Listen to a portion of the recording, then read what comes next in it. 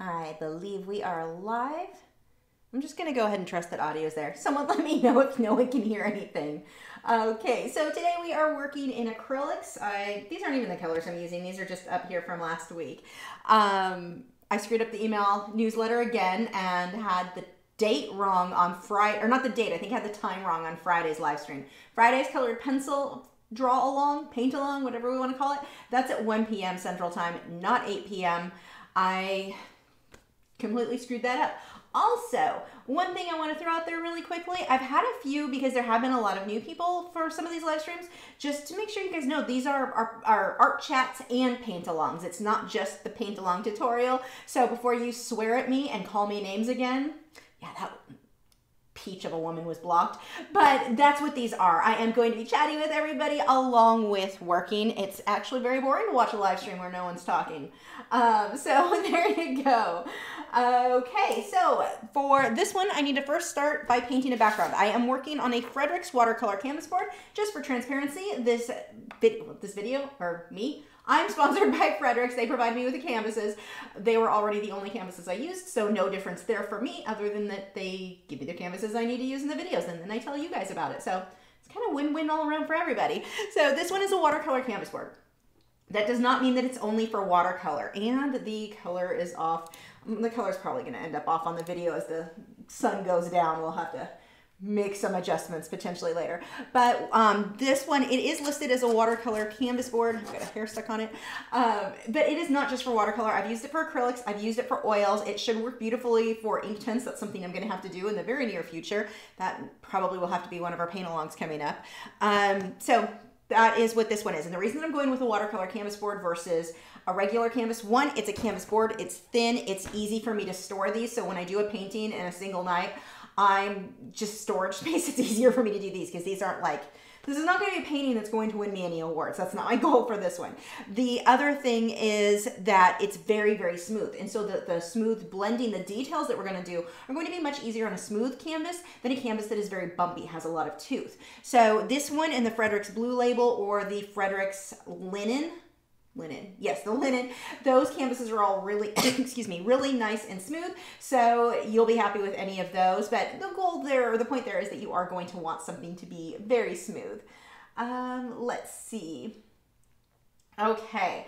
So I need my paint out. Now I did, just real quick, I know that I promised that I would do just a primary color painting. The problem was, it turns out I don't have the red that I need. I always call it quidonkadonk, and that is not what it's called, but I've said it that way in my head for so long that that's what I hear is quidonkadonk red. But I don't have the right paint, and I got the primary set for mixing set in the Liquitex Basics. It's crap. Don't recommend it. The colors are fine, but it's not suitable, honestly, for using as a primary set that you're, mixing all of your colors for there. You really want the Somebody needs to correct me on what that's called, because I know it's not quidonkadonk, but I usually am like, oh, I'm just using red. I don't say out loud the word in my head. It's the wrong thing. It's quit something. But that one, I did go ahead and order it, and they will be here. I'm going to do that one in the Liquitex soft body. I'm going to do that, well, if the supplies are here next week, I've got the whole lesson planned out. We're going to do tulips again, because I'm apparently on a tulip kick.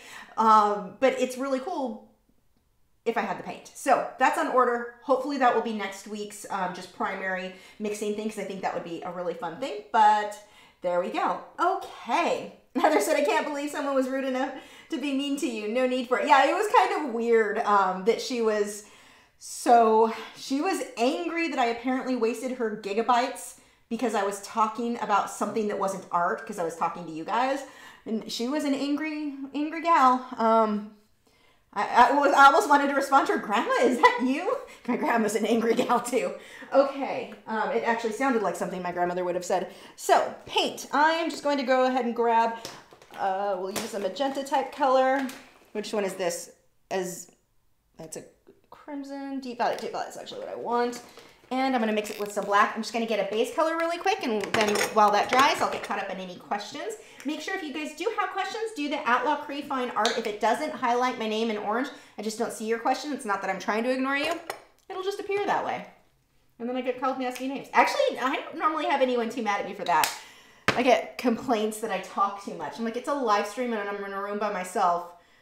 I'm going to be talking a lot. Like, I'm not sure you understand how live streams work. Where are my brushes? Here we go. Okay, so I'm going to be using a Teflon bristle filbert for this, for my base layer. This one is a Royal Soft Grip. Any Teflon bristle filbert is pretty good. I like, Simply Simmons makes good ones. I really like the generics from Hobby Lobby. The Hobby Lobby's generics are probably my favorite brushes, but there we go. So I'm going to go ahead and add water to thin this out. I'm just gonna mix both those. I just need a dark kind of burgundy plum. I don't know, making up words. It's not quadonkadonk, because I don't have any. I was actually quite surprised to find I didn't have any. So I just got this nice deep plum, and I'm going to paint that for the background. Looks black. It's not. When light shines or hits it, it won't have the flat look that straight black would. So when I blend or when I mix paint, I know there are artists who are like, never ever use black. I'm not one of those. I actually love my black paint, but more often than not, I'm gonna mix it with something else. Because if you do use flat black by itself, it is going to give you a very flat look. You don't really get any depth to the piece. So that is why I like to go ahead and mix it with something else or glaze over it. Now there are times where I want something to just be flat black. So, I mean, it happens, but usually I'm gonna mix it with something else. I'm adding water to make sure that it flows smoothly. If you are seeing at this stage little dots of the white of the canvas showing through, like what you've got here, that roughness, that right there tells me I need to reload my brush. I either need more paint or more water on that brush. I need more water is what I need. There we go.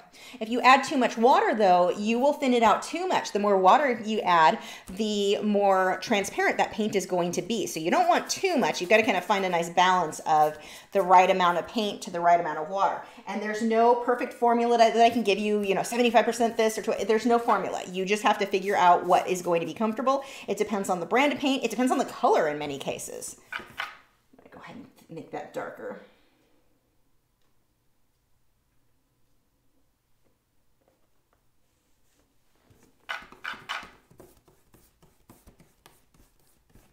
So we've got that in there. I'm going to try to get as many brush strokes out as I can so that it's easier when I fan that out, which I will be using one of these blush applicator brushes for this. I still have not found my favorite. I have two brushes for mop that I use as mop brushes that I love. I lost them. I can't find them. They're around here somewhere. But I'm going to be using this one. Now, the reason that I don't like this as much, the bristles are fine, but the handle is not long enough. So when you've got a shorter handle, and I've got another one that's even worse, the bristles are beautiful, but when the handle is shorter, you don't have the freedom of movement that you really want. And so when you use a mop brush, you want your hand back as far as possible. You get this really nice soft feel. But with this being so short, it's limiting how loose I can get that brush. So I end up pushing a little too hard. And if you push too hard with this, instead of taking away and this has to be 100% dry, instead of taking away the brush strokes, I'm pushing hard enough that the paint is sticking to it. I'm like lifting paint off, and it is then creating brush strokes instead of taking them away. This isn't honestly that big of a deal for tonight's project, and this is actually needs to be washed. It's got, oh, where's my paper towels? It's got dried paint on it, so that's creating brush strokes as it is. I'm gonna have to adjust the lighting. Oh, it's the sun hitting this. That's why we're getting this weird orangey tint. I think it's hitting the window in just the wrong place, so hopefully that'll go away soon. The color is not a big deal, so we'll just have to deal for now. I'm gonna grab a clean brush because that one was picking up too much paint and had some dry paint on it, so it's creating brush strokes, so we'll get nice and smooth. Now, if you don't get your first layer smooth enough or you want it to be more smooth, dry it and put another layer over it. Usually, if I'm trying to get a smooth background, let's say I'm doing a fade from like a light to a dark or whatever it is, I'm gonna do a few layers to really get it to be what I want when I'm using the Liquitex Basics. Now, the Liquitex Basics, they are more translucent than, let's say, the Liquitex Soft Body, which is why I'm going to be doing Soft Body for next week's, just because of the way we're gonna be painting that. But they are, they're great for glazing, and that's typically how I paint, and that's what we're going to be doing on these grapes. But getting your base color sometimes can look a little bit streaky. Just dry it and put a couple more layers on. Now, the great thing about that, the more layers you have in a piece, and this is why I glaze so much and why I like Liquitex Basics, the more layers you have, the more depth you get in your piece, the more that the light is able to refract around and bounce around in each of those layers, and it just looks better. So to me, if I have a layer that's a little streaky and I have to put a couple layers on top of it, it's a win. It's going to look good. So that this isn't a paint by number where I need everything one shot through to be perfect. So I'm going to go ahead and dry it. You may want to plug your ears for this. I'm going to use a hairdryer.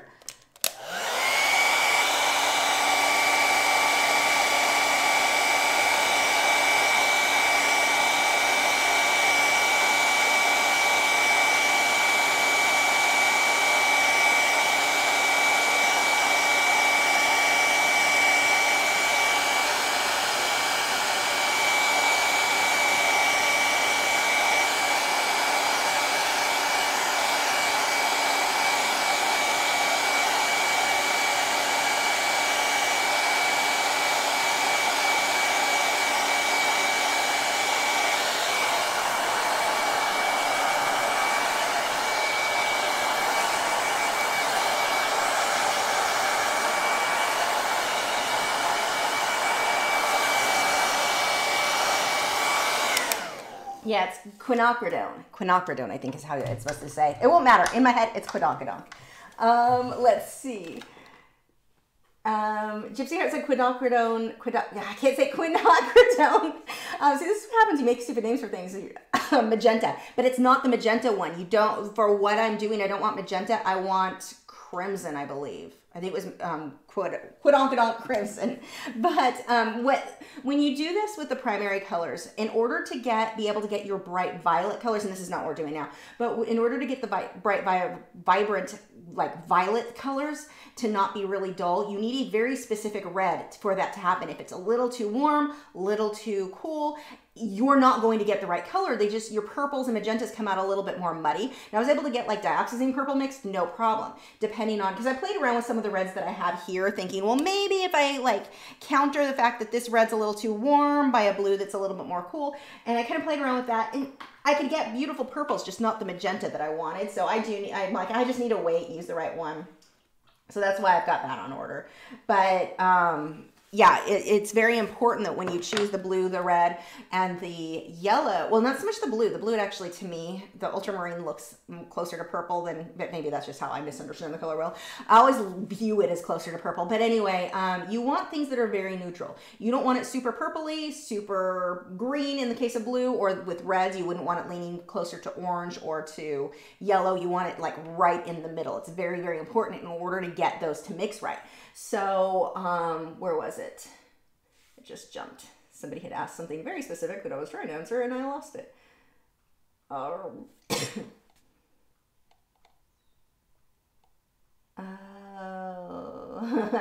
Poor Beth is never going to not hear quadonkadonk. Actually, all you guys are ruined now, so congrats. Have I ever used Chinese brushes? I just for like, you mean like made in China, or do you mean like the specific for like that watercolor type painting? It's not called that. It's called something else, and my brain shut down because I'm still stuck on quadonkadonk. Let's see. Starving Artist Collective said, love your paint and chat format. Don't change it. Yeah, I'm not going to change it. It's just, I want to let people know if you're like not wanting to hear the chat, this is just a chat. I chat with you guys. That's what I do. Let's see. Joe said, okay. Let's see. Scrolling down.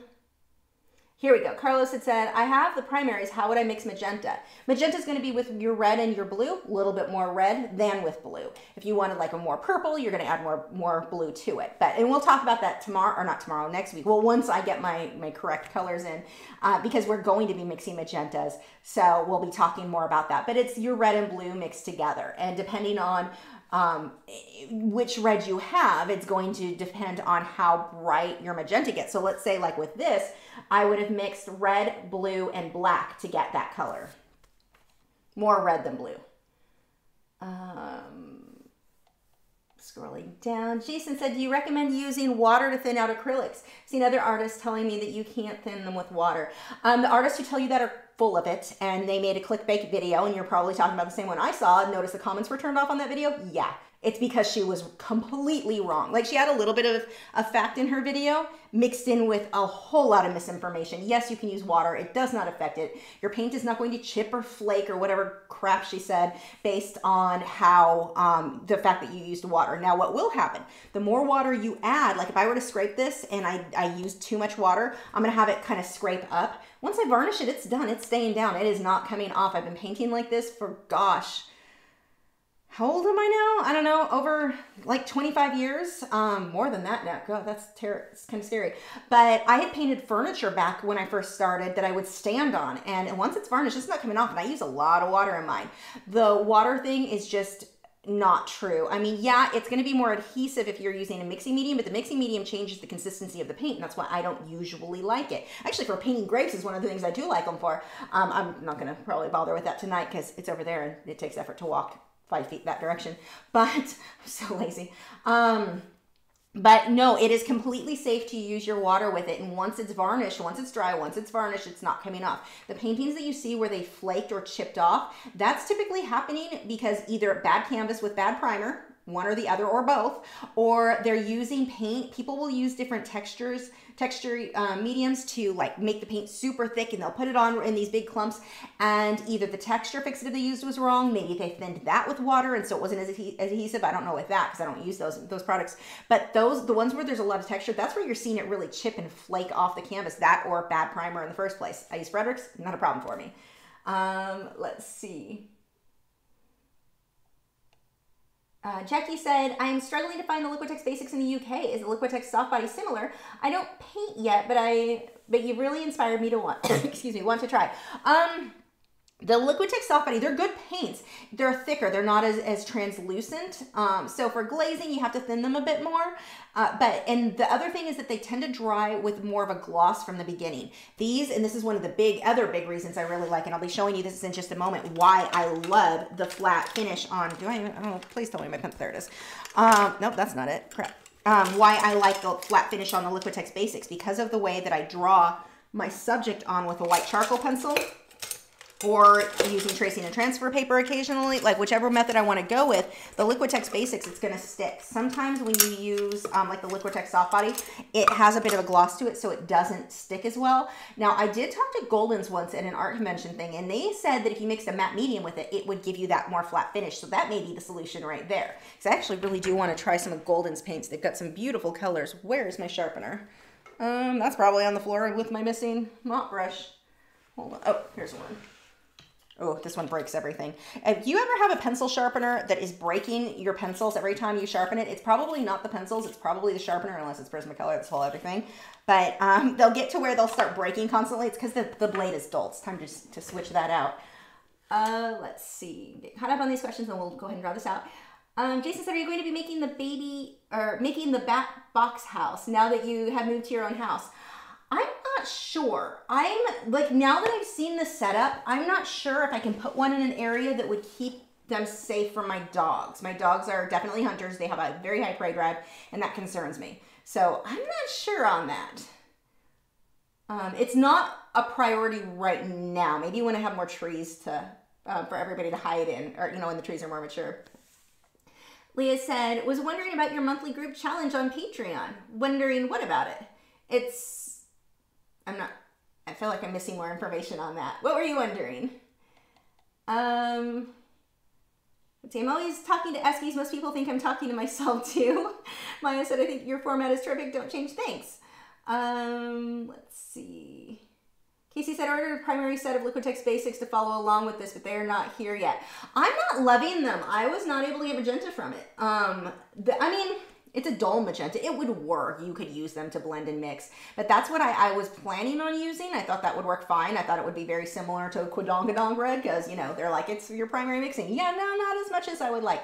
And I don't know if it almost seems like they've got a little bit of white or something mixed into where it's not a really pure color. And maybe that's why I'm not getting bright. I could get a soft pastel color. So when they come, you can paint along with those. But you're not going to be able to get your magenta as bright. And that's not going to be a failure in your mixing. It's just that type of paint. I couldn't get the bright magenta, and that was kind of like, yeah, that was why I decided to go ahead and get more. Let's see. Art with Diamond and Esky said, I'm going to work on this fox and colored pencil while you paint. Nice. Oh, that just jumped. Almost caught up, I think. Hold on, go through these questions as quickly as I can, and we'll get back to painting.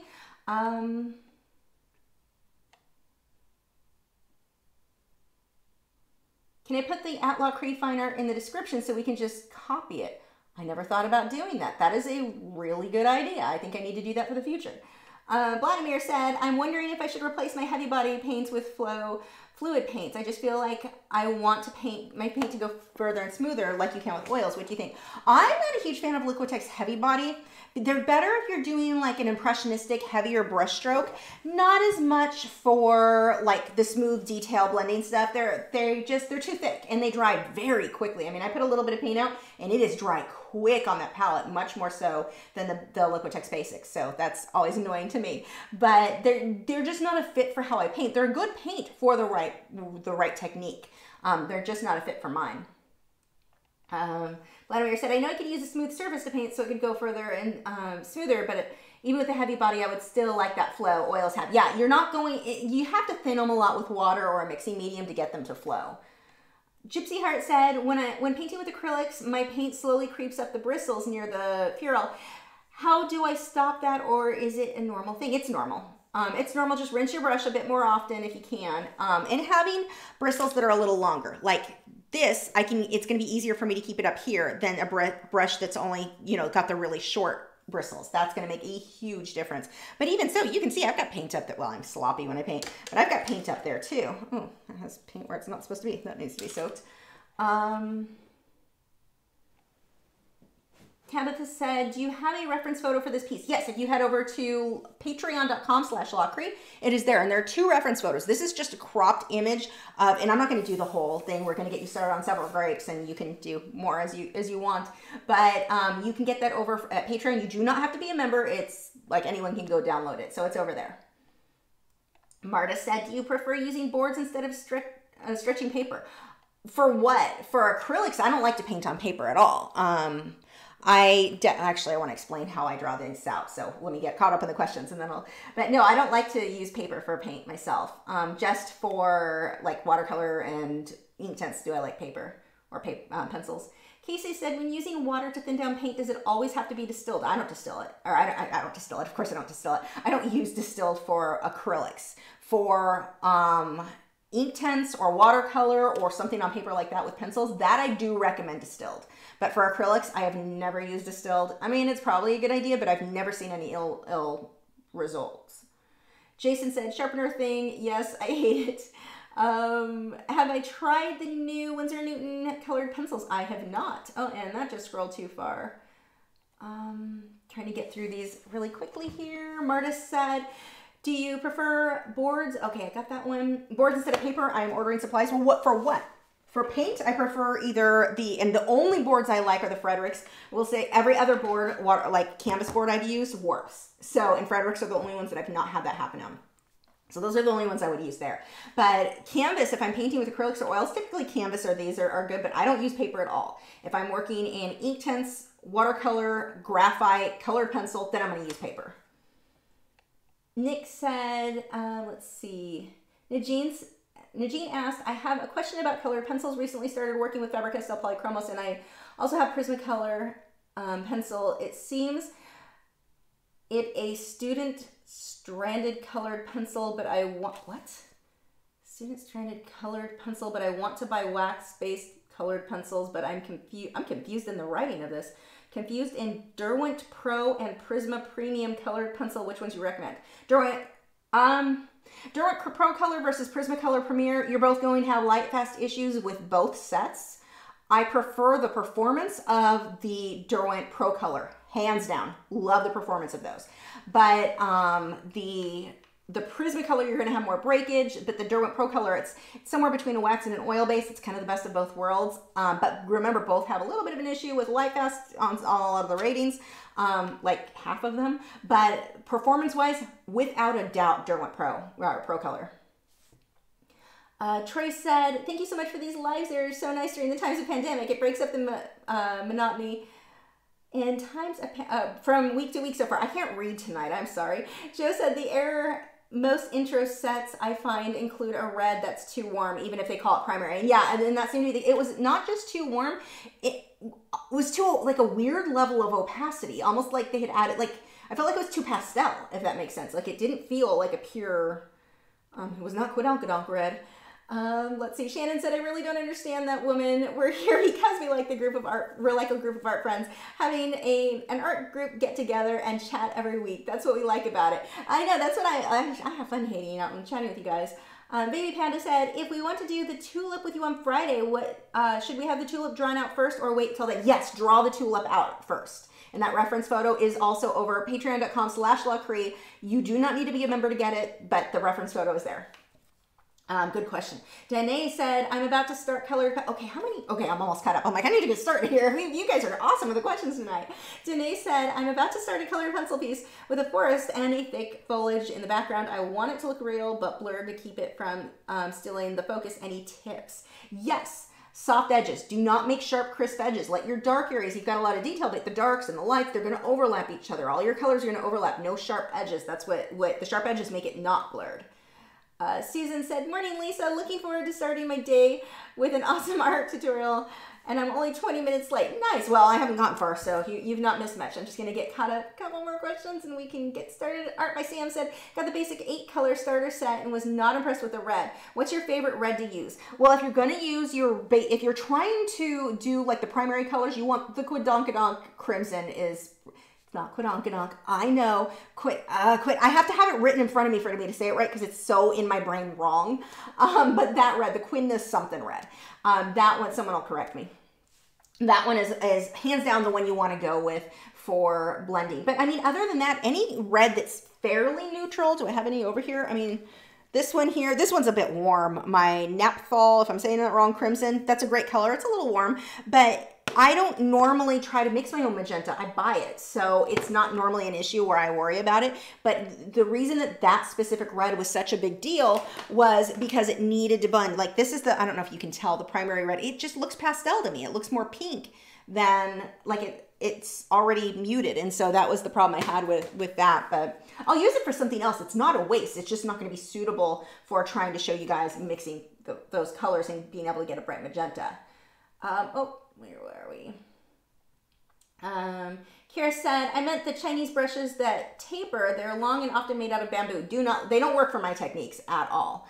They're for like ink paintings, and there's another type of a word for them, but they're not suitable for, why is the word not, it's like slipping my brain. It's tickling me. Like I can feel the right term I'm looking for that. Sumi. But that's the, it's not for this style at all. They are not suitable for acrylics like this.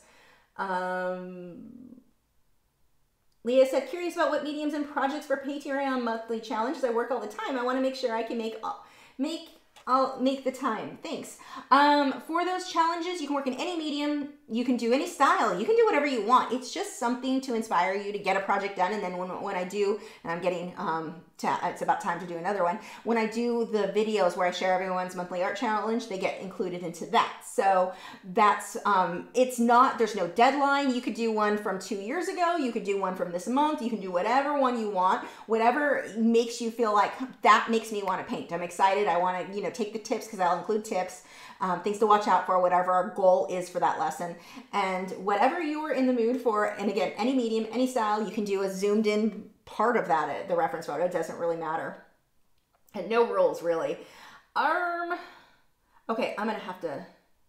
Okay, a couple more questions here. Gypsy Heart said, if I want to make a galaxy piece with pan pastels and some colored pencil, what would you suggest for the stars? I am going to have to come back to these questions because I'm never going to, we are already half an hour in and I've done nothing. So I'm going to come back because that's a more in detailed thing. So, okay, going on to drawing. What I'm going to do is sketch out approximately what size I want the grape. I'm not just going to go in and draw a big oval for where I want my main grape, like the one that I look at it as the main one. I want to get a general, like kind of dot out where I want to do this. And now I'm not using a graphite pencil. One, graphite's not going to really show up on here. Two, if it did show up, it's going to show through the next layers because the paints are all fairly translucent.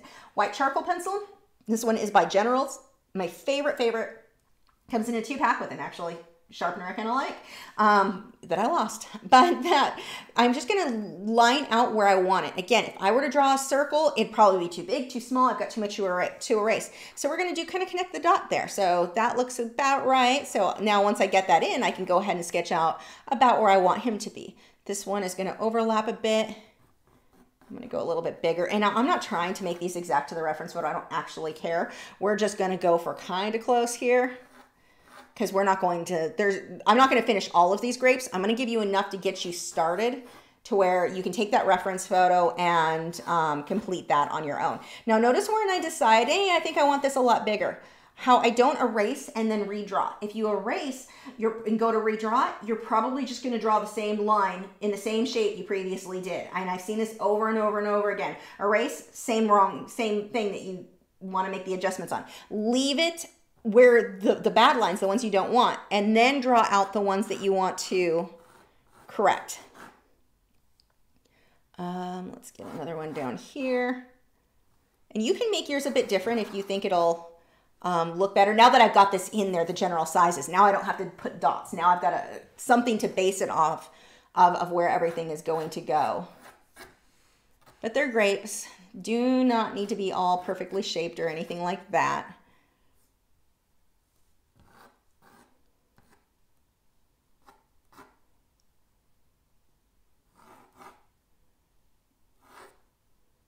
Okay, so there are our general grape shapes.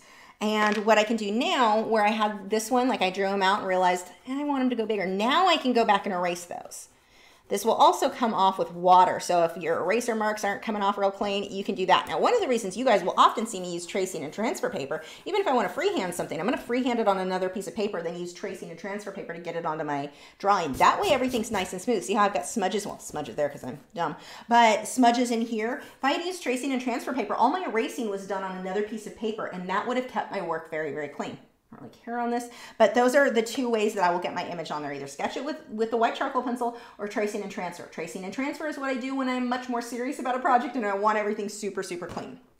So I'm going to start with this grape and we'll just see how far we get tonight. We'll get a few of these done. So he, in this area, is pretty much already the correct color. So I don't need to paint anything there.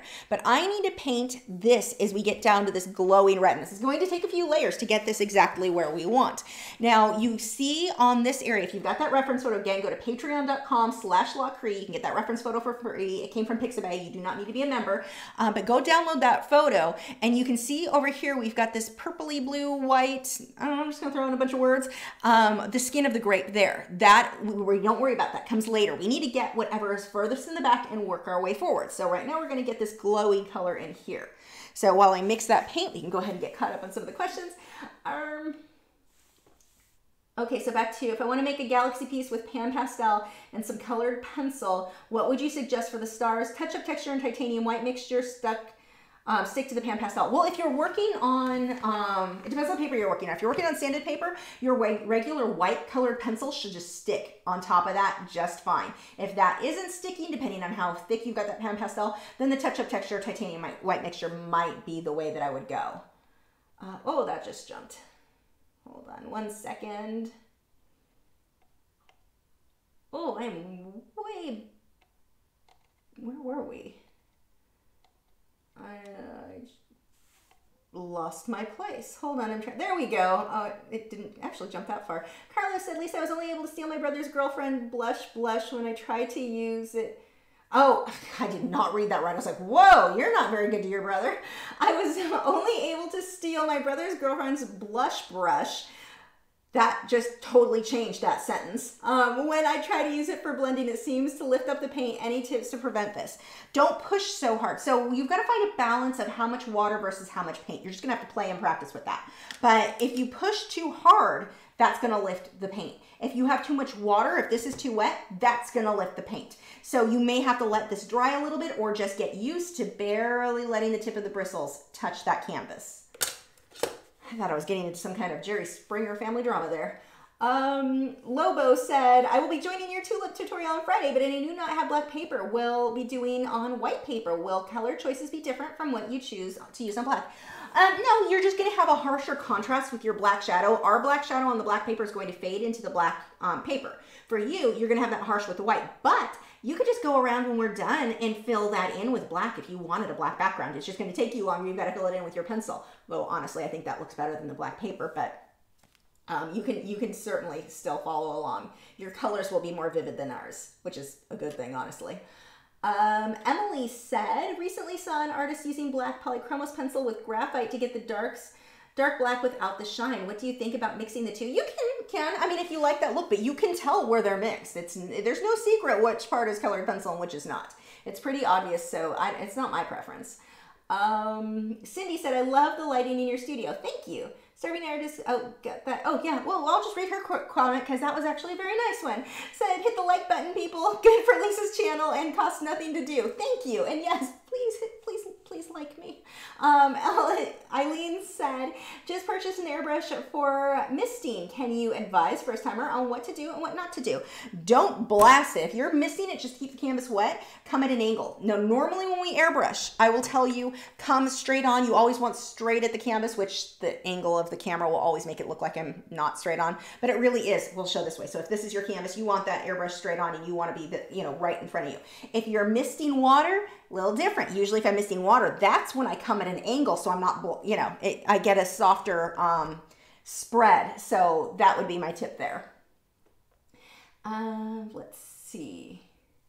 Okay, so I can actually, first I'm going to clean this up. I don't need that color anymore. So let's just get that out of the way. Use the glass scraper, which is not scraping that well because my blade is super dull and it is time to replace it. And let's see, I need red and orange. So I'm going to be using, this one is my Naphthol that I'm probably saying wrong because I say everything wrong. Crimson, it's closer than Quadonkadonk though. But it's a warm, it's got like an orangey tint to it. Let's get a little bit of yellow. And then I've already got the magenta, so we will be good. What am I using for that one? That is primary yellow. Let's see, I wish this brush wasn't damaged. It's actually a good one. I need to clean it. Oh, this will work. Okay, so I'm gonna use a filbert again. This one is well, it depends on the brand you're using, but it's a number 4 Taklon bristle filbert. And what I want to do is fade. I want to get this glowy red into the dark magenta color, dark purple plum color. The thing is, if I just put red over this, it's not going to be as bright as what I want. So what I'm going to do is start with white and get the white to blend and fade out. We're not going to leave this white. We just need something light to go over that dark background.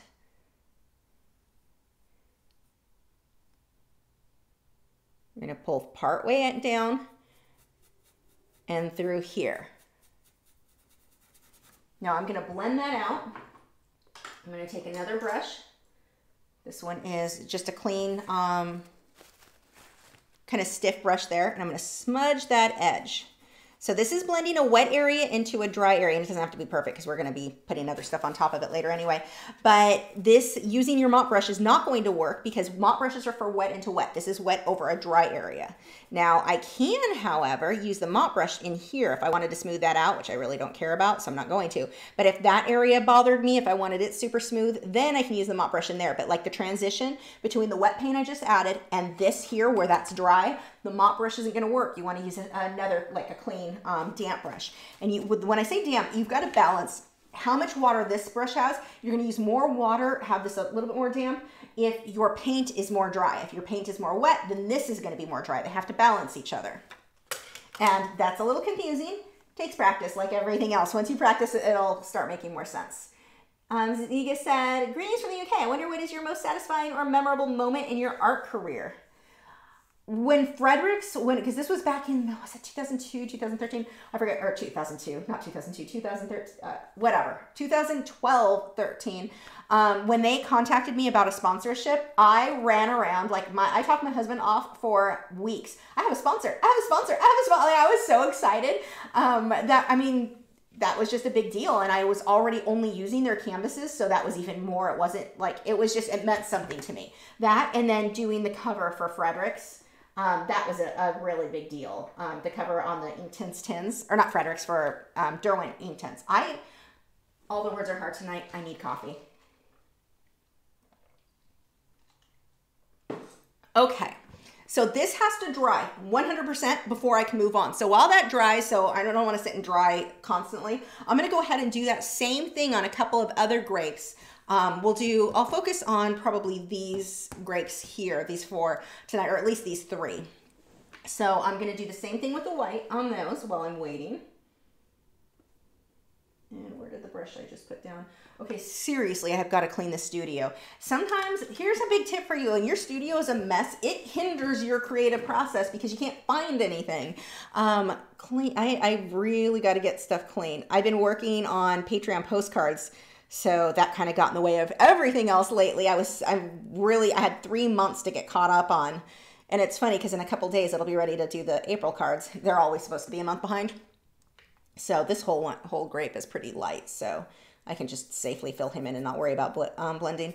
But I did get all of the labels done. Now I'm waiting for my $1 million in stamps to get here.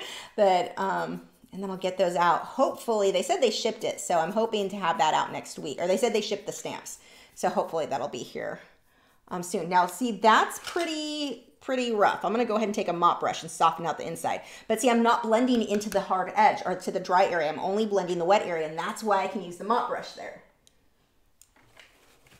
But yeah, because I'm like I'm so hard trying to get caught up on stuff that I am like cleaning or organizing the studio, I should say, has taken a back seat. Let's see. Hi, Sneaks. Meek said, do you recommend Strathmore 400 series pastel pad or Canson 98 pastel paper? I have not used either of those, so I have no idea. Usually pastel paper, if it has a smooth side, the smooth side should be okay. Canson Inktense. The rough side is usually too rough for colored pencil, but I've not used those two myself. Nikayla said, how can I get really smooth, smooth and blended background in oil? Every time I try, I end up getting streak marks. It sounds like you're using too much either paint thinner or you're using too much of your mixing medium. Let your paint be thicker. Or your brushes are too thick. Like you're not using, I use mop brushes for oil paint too to get the soft blending. But usually if it's streaky, it's because you're using too much thinner or too much mixing medium. It's hard to say without seeing it. Post in our art group. Someone will be able to tell you. The links for MeWe or Facebook are in the video description. But someone there, if they look at your photo of the streakiness, should be able to tell you what's going on. Hi, Shaz. Let's see. My grandma, Art and Diamond with Esky says my grandson will be born via C-section on May 4th. Congratulations. That's exciting. Okay. So I'm going to do the same thing. We'll get some white in there. Actually, this guy is pretty dark. He only has a little bit. God, it sounds like I've been drinking. I've not been drinking enough coffee is what I've been not drinking, I guess.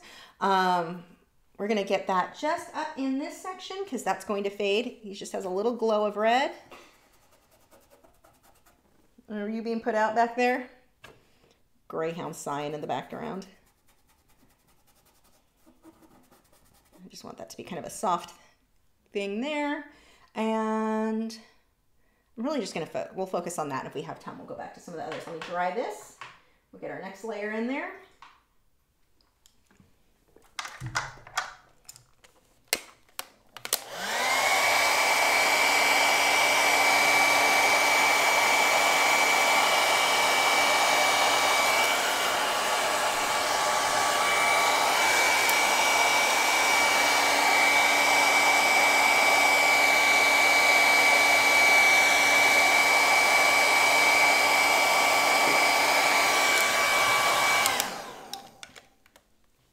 Now that has to be completely dry. If it is not, and I go to add the next layers, that will lift off. So it's very, very important that that's not just, I mean, it feels dry to the touch, but you want it like dry. This was making noise out there. Let's see. Okay, and the other thing, let it cool. So when you use the hair dryer, you heat up the canvas. You go on top of that with your paint is gonna dry too fast. So it'll be hard for you to blend things. So when you're working with acrylics, you do wanna slow that down a bit. Or slow down the dry time so you don't want a real warm canvas. So I'm going to go ahead and take that red. We're going to work on this guy here. I'm going to add some yellow. That is a little too transparent. There we go.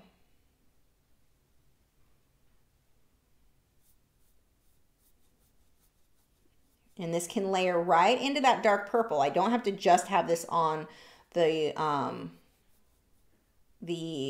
white areas.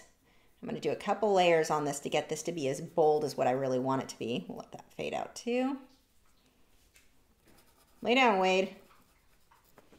Wade, lay down. I let you out. I'm not letting you back in. Lay down. Lay down. Lay down. Or completely ignore me. I guess that works too. Oh, Matt's in the fridge. He knows what the fridge means. He has learned that since he moved in. I've got, the next thing is to work with them both. Well, not so much Gibson. Gibson will listen when I tell him to get out of the kitchen. But Wade's begging is horrible. So we need to work with him on that. Let's go with a kind of orangey color here again. Oh, that one's even more orange. Probably more so than what I need, but it's not a huge deal. I can paint this whole guy in with that. I'm going to throw a little bit of magenta in there. That is a bit more orange than what I want. Now, your colors are not that big of a deal. It's really, like always, it's about your contrast. Are your lights light enough? Your darks dark enough? So, like with this guy, I'm a little too orangey on part of him, but then he's not orangey enough. I'm just going to let him switch. Now this one's going to be the one with more of a orange tint to it. As long as my values are my darks dark enough and my lights light enough, that is what matters.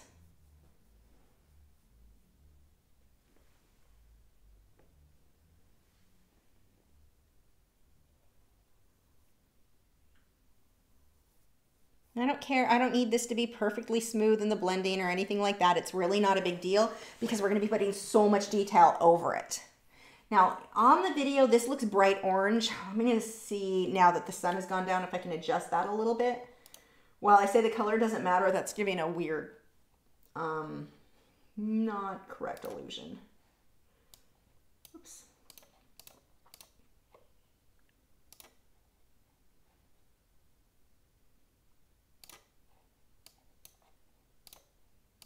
Just a second here. The background looks pretty close, but that red is really red. Or orange. No, that's not going to work. Okay, auto for that.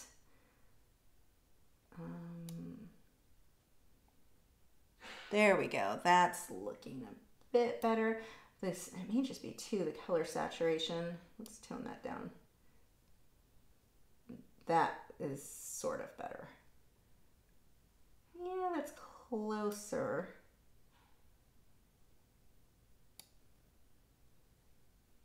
That looks much closer. It's still a bit orangey. Let's see if I can. That looks closer. Okay, we'll go with that. That was like, it was so bold that I don't think you would have been able to see any blending over it. So we'll tone that down. Let's see. Where were we?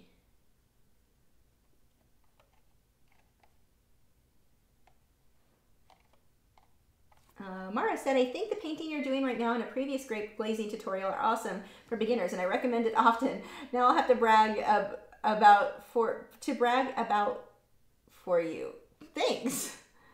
Carla said, I hear your dogs. I have a Boston Terrier who sleeps with me and talk about snore, but I sleep through it. Love her. Usually Gibson every once in a while, his feet will twitch and he'll kick my bed because his bed is on the floor next to mine. He'll kick mine. But other than that, when he sleeps, he's gassed me out a couple of times. Oh man, before I switch his food, that was bad. Nadine said, and that's so much of an artist from all over the world that you are connected. It feels connected, so thank you to you for doing this for artists like us. You're welcome. Thanks for joining me. Casey said, can you use the hairdryer on cool instead of warm? You can. It'll just take forever. It's not super effective. Sneak said, the detail is much clearer now. Yeah, this will make it easier, I think, for sure, to when we get into the further. Okay, let me get the other, whoops, wrong brush. Into the other one here. This guy just has a little bit back here.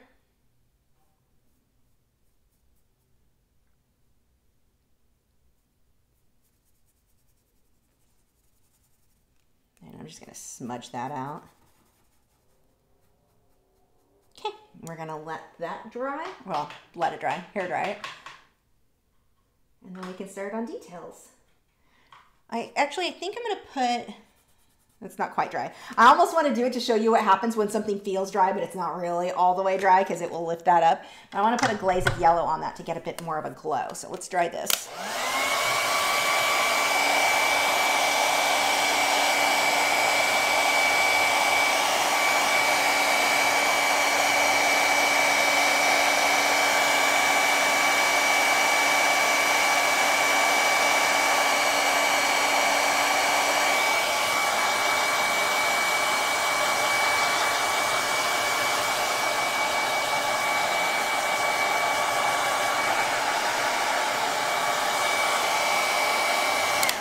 Now, the reason that we painted this white first, if I would have just taken the red over the magenta, it wouldn't have been red. I would have barely tinted the color. It would have looked like here, where you can see there's red on it, but it's not like red. You have to get the white first. When you're going on top of a dark color like this, put that white down, then you can put your other color on top and have it be nice and bold. Let's see. Kira said, have you ever heard of Ergo Josh? He mainly does digital sketches of people. I have not. Lindsay, I can never say her name, the Frugal Crafter, is doing a live colored pencil comparison tomorrow. Nice. What's she using? Starving Artist Collective said, your colors always look so very, very bright, vibrant. Is that your paint, lighting, camera, or YouTube? My paints never look so bright. Curious. Well, now it looks like what it does on here. That looks pretty accurate to me, so I would just guess the way that I'm layering the paint or the fact that I've got the white underneath it. That is going to make it much more bold. If, like I said earlier, well, here you can see where it's not over very much white. That's the same red, but if it's not over white, it just doesn't stand out. And it may be part to do with just the colors I'm using. Let's see. Yeah, sorry about that, Brent. Brent says, don't wear earbuds when she uses the hairdryer. Yeah, if I grab that, you're on your, I'm sorry. Hey, Danielle. Okay, so now I'm going to go ahead and get some of this yellow. This yellow is a little cooler than what I'd like, but it'll work because I'm too lazy to grab something else. But see, I'm going to tint this and give myself a bit more of an orangey glow. Actually, I'm going to pull orange on this too. But look at the difference now. I start getting this, I start having a glow. The layers, I could have mixed more yellow into this in the first place. Not going to get the same effect as I will when I layer this way. Dry it, layer, dry it, layer, dry it, layer. That's going to give you a very different, much more depth in your work. And it's something you definitely see more in person than on camera. But the way that the light shines through that, you get so much more depth than just try to put the right color in the right place. And yeah, it's not capturing on the thing as well as it does on person. Let's throw some orange on there. The orange on the palette, I think, is dry.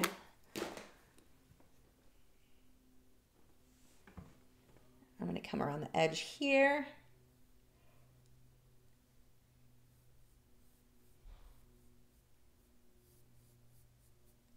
And then I can do the same thing here. I'm going to pull a little bit more. We'll use the orange here. But this is what's going to start giving us that glow. You want to remember when you're trying to build depth in a piece, paint by number is not going to give you that. And I always say paint by number when I mean, when people are like, and this is how I used to be when I first started painting, just put the right color in the right place. It's a layering process. You want to start getting it to be very detailed and get depth and that glow, you've got to layer it. And I don't care about anything here being super well blended. That's unimportant. Go. Now we're starting to get that nice glow. Now I'm not really blending a whole lot over this, so I don't need to stop and dry this. So those of you with earbuds, you're safe for now. What I'm going to do is switch to a round brush. I'm going to start getting some of these darker magenta, that plum color that I used earlier, in that background edge. Let's see. Or I could clean my studio and figure out where all my brushes are. Let's see, that guy should work.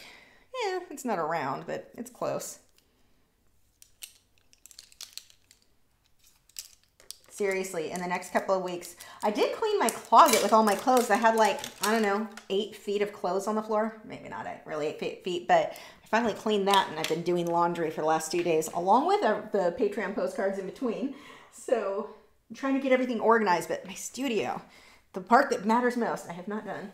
Okay, so I'm going to do the same thing. I'm just mixing some of that magenta, that deep violet, throw some black in there so I get that same kind of plum color I had earlier. Same color pretty much that I have on my background. Let's see. Yes, I am going to be glazing. So I thin everything with water. Oh wow, Lindsay's comparing 15 different brands. That's interesting. I love Lindsay. Casey said, would you consider doing another video like this showing how to work with only the cooler or warmer versions of the primaries? I'm only going to do the primaries, like not the primaries. I'm only going to do, well, the correct primaries, not the primaries I have.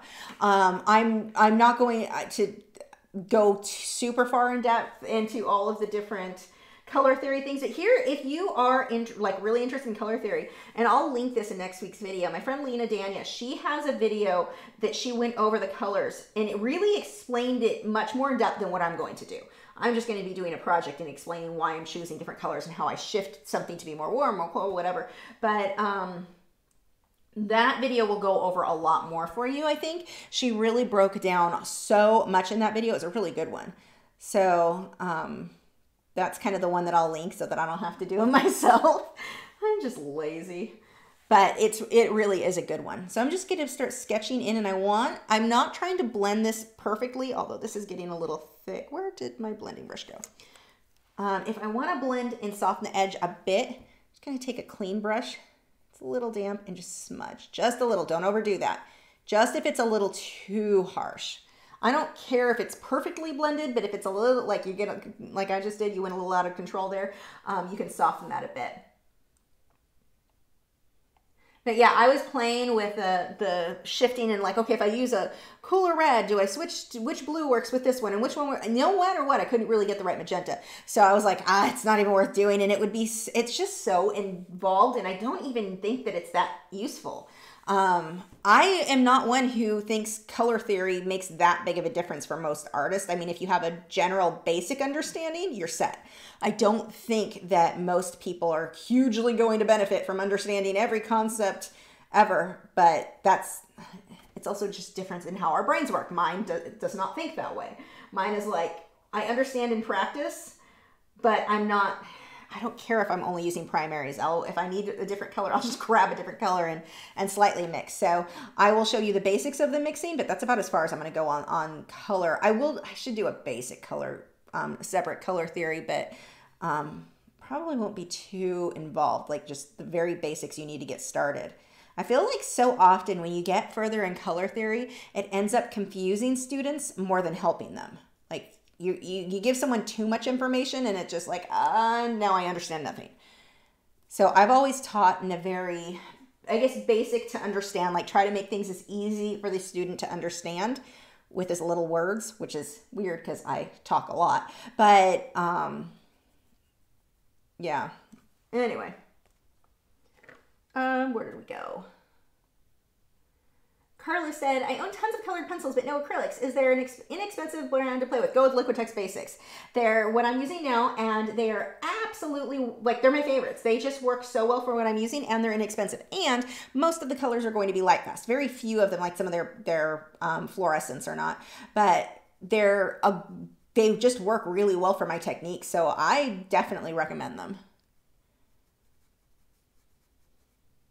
See, I'm just kind of sketchy here. And we'll be putting so many layers with highlights and stuff on top of them that it doesn't need to be perfect.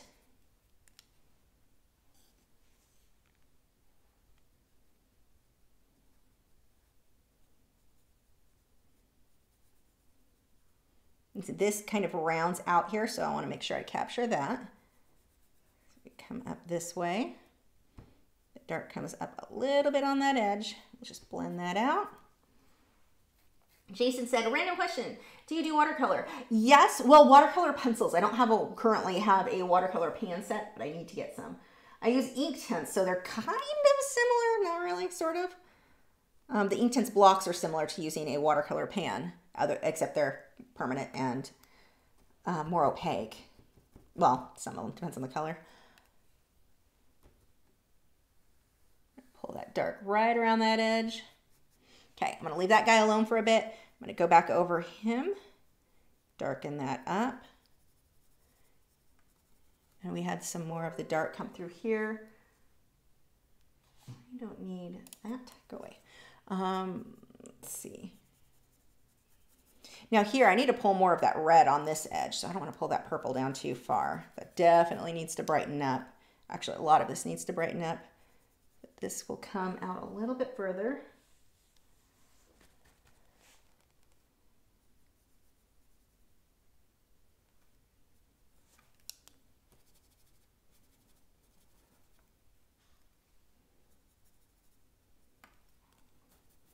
And see, right now it's very mottled looking. That is what we want. We want this sort of blotchy. This needs to be underneath what we're going to be doing. So I'm going to clean that up here. See how it just kind of works away that white charcoal pencil?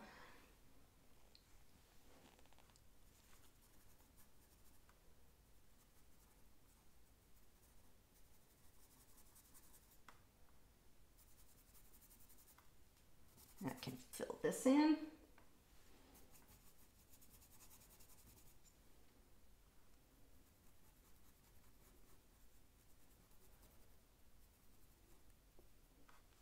Okay, now I'm going to go ahead and dry this just to make sure, because I do need to glaze more reds over that. I want to make sure it stands out nicely.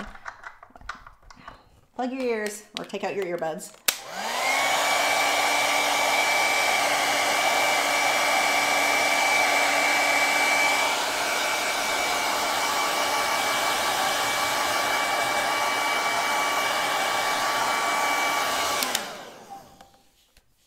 Okay. Rachel said, cut your live stream again. Super excited to watch you paint. Spring cleaning here too. Yep, busy creating the studio. Busy creating the studio gets messy. Yes, yes. And I keep dropping things, and that's the problem. Actually, and I make it sound like it's an episode of Hoarders in here. I joke about that. It's really not. Can you tell I love that show? It's really not. It's just a few wires and stuff, but I think that the brush is slid under somewhere, because this is where everything kind of falls when I drop. I'm always dropping something. So anyway, okay. Now I'm actually going to grab, do I have another red over here? It's more translucent. Let's see. If not, I'll just use what I have. Yeah, that's fine. Okay. Gonna thin that a bit. I want to come over here, probably add a bit of magenta into some of this. I want that to be a bit more bold than what I've got. Now, right now, because of the way that the white or the water is hitting this, the light it's bouncing around in there more. It's highlighting it more. It makes it look brighter than what it really is. When it dries, it'll be a bit more dull. Now, with Liquitex Basics, they do dry flat, and so they have a very dull look to them anyway. Put varnish on it, looks wet again. It will be beautiful and bold, and it looks amazing. Varnish is your friend. And I go with a high gloss varnish. That's what brings that color back out, so it makes the paint look wet again.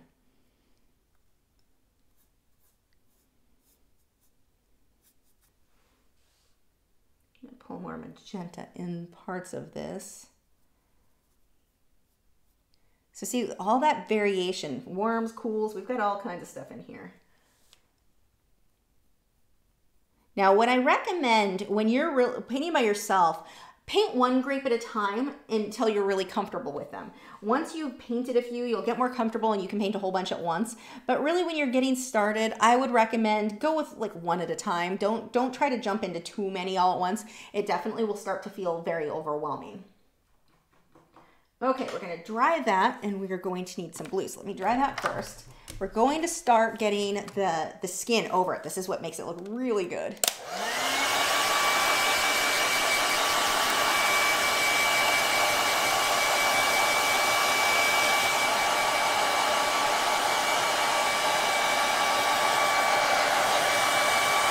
That has to be really, really dry, because the way that we're going to do this, we're going to do what's essentially dry brushing, but because this canvas is so smooth, it won't look like dry brushing. It'll look smoother. If you're using a rougher canvas, you're going to get a bumpy look that I don't like. It'll give you more of a peach fuzz look. Okay, I am going to use, I think I'll use ultramarine blue. Is that what I just grabbed? Yeah. And then I'll use some of the magentas and white. Now, I'm going to use titanium white, not the transparent mixing white that you guys sometimes see me use, because I want this to be a bit more, I'm going for these ones especially to be more opaque, more cloudy looking. So that's going to be a better fit. Now I do really need to find those round brushes I lost earlier.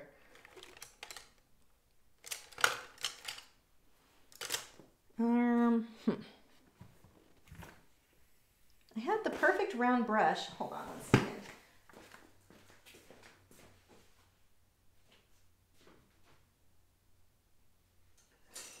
And I have lost it. Oh, wait. It is on the floor. No one's surprised. Okay.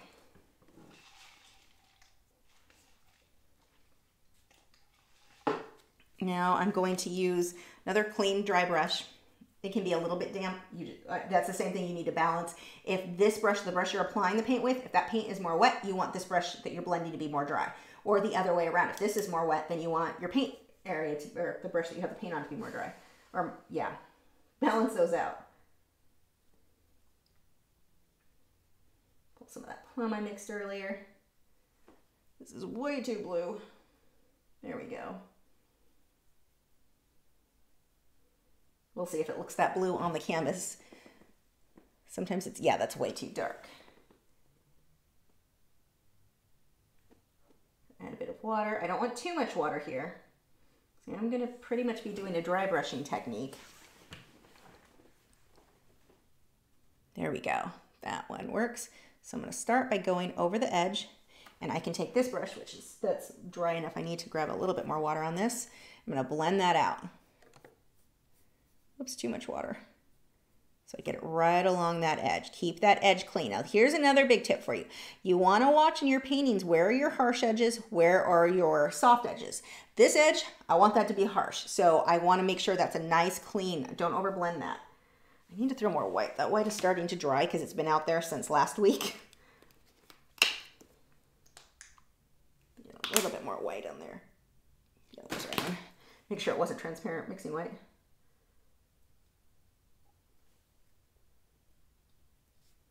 And just a grayish blue. So that blue that I'm using, it's ultramarine blue. I've got a bit of my deep violet, my magenta, some black, some white. So I kind of have a little bit of a muddy grayish blue is my goal there. And this is going to be that skin that goes over that grape. So watch which areas should be harsh and which ones you want to just barely fuzz up. And when you fuzz that up, I cannot stress this part enough, don't overblend. The thing that most people do, especially when they start blending, they'll do 1 or 2 brush strokes and think, wow, if it looks good with 1 or 2 brush strokes, more brush strokes must look better. No, it does not. Less is better. We want to leave some holes in there, get some variation. Have a rough pattern. Some of these we're going to blend, some we are not.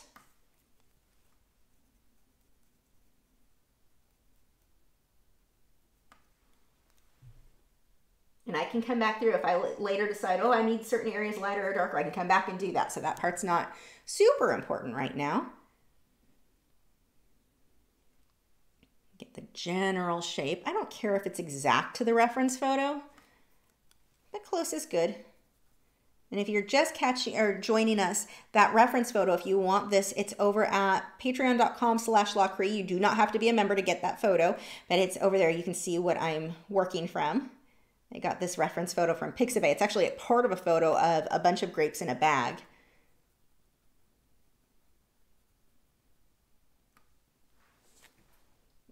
Adding a little bit more water to that brush because the paint's starting to dry, because I did block out a lot there.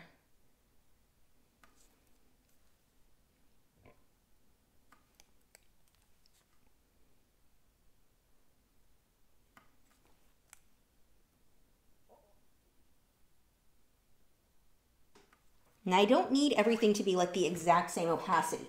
Variation is a big deal. That's a good thing. Whenever you're doing anything that is a natural look, you want variation. We're going to underline him just a bit.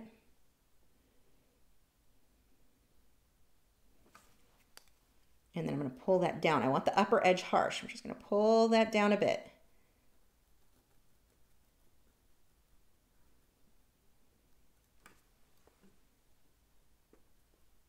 Oh, where were we? Jason said, wouldn't it be harder to balance the grapes if you only work on one at a time? No.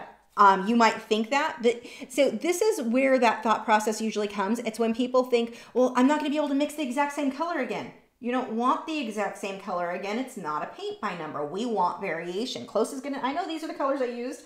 As long as it's some variation of those, I'm fine. I don't need it exact.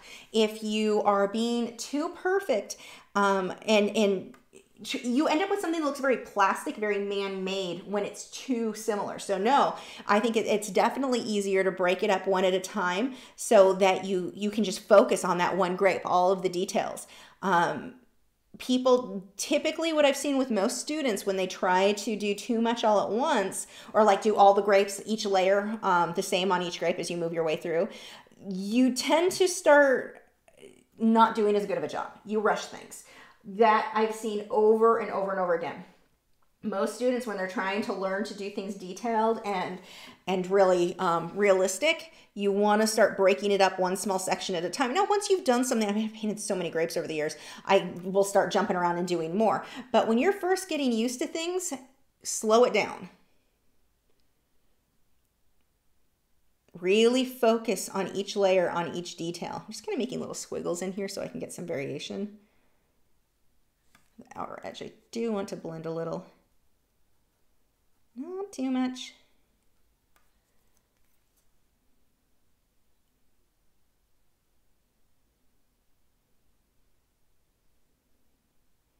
Now, right now, what I'm doing is going to be very flat because I'm using the same color everywhere for the skin here. What I'll do when this dries is glaze shadows over it.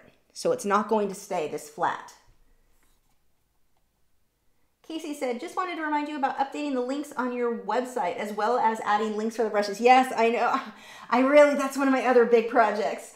I feel like a kid. I know, Mom. No, thank you for reminding me. But yes, I definitely need to. Right now, my focus was this week has really been getting caught up on the Patreon stuff and finding my closet floor. But no, that is an absolute, like one of the big ones and it really won't take me more than a day to do all that. I just need to sit down and do it. But I was so far behind on Patreon once the postcards came in. I'm like, this is what I'm working on. This is my focus.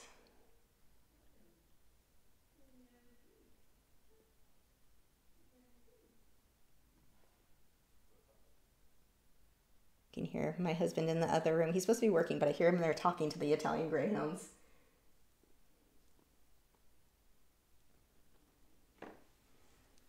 It's cute.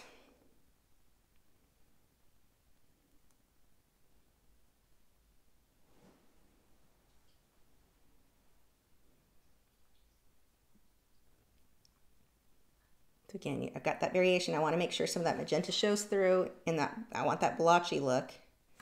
I can soften it a bit, but don't overdo that. Pull a few more out.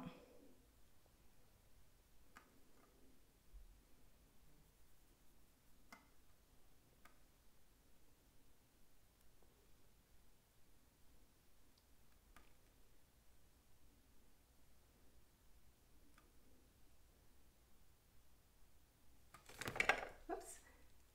Oops. Scroll down a bit. And that just jumped. Why did you just jump? I think, is that where we were? Rachel said, I usually work on watercolor and colored pencils. I was wondering if you underpaint your subject in a white watercolor ground on a black canvas, if you could get the same effect. I've not tried that. Possibly. I mean, it makes sense that it would, but I've not actually tried it. So in theory, I would say yes. But I've not done a whole lot with watercolor, so I'm not the most experienced person to answer that, I don't think. But I'm going to say in theory it makes sense that that would work.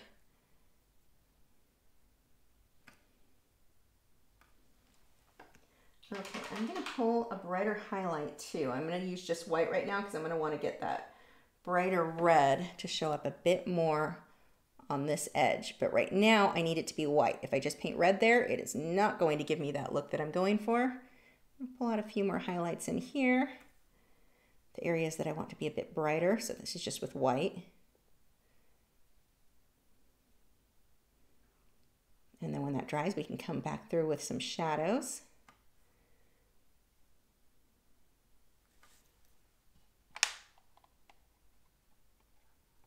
Let's see, Carla said, I love that picture of the grapes we did last year on Patreon. It had sun rays spilling out through them. Wasn't that pretty and a fun challenge? Was that last year too?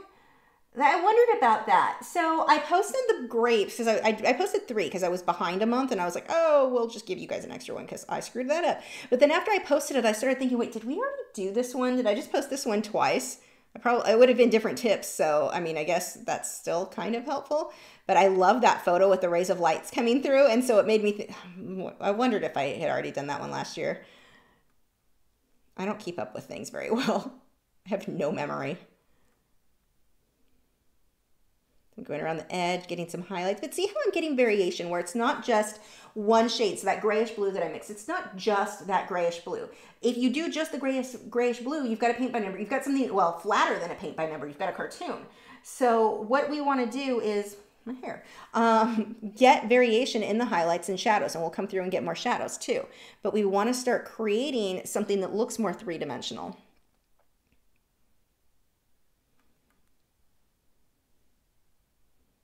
And in doing that, it's just a lot of layers. Watch your values. Where are those lights and where are those darks?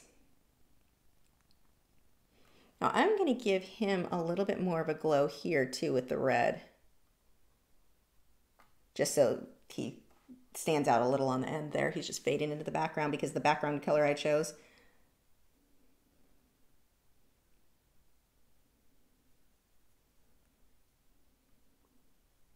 Okay, I'm gonna let that one dry, and actually I'm gonna go ahead and dry that now so we can get that grape finished. We'll work on the other two. Joshua said, have you seen the new Inktense pans? No, but I think they said they were sending those to me. Was it the travel? They told me they had something new, so I hope to see that soon.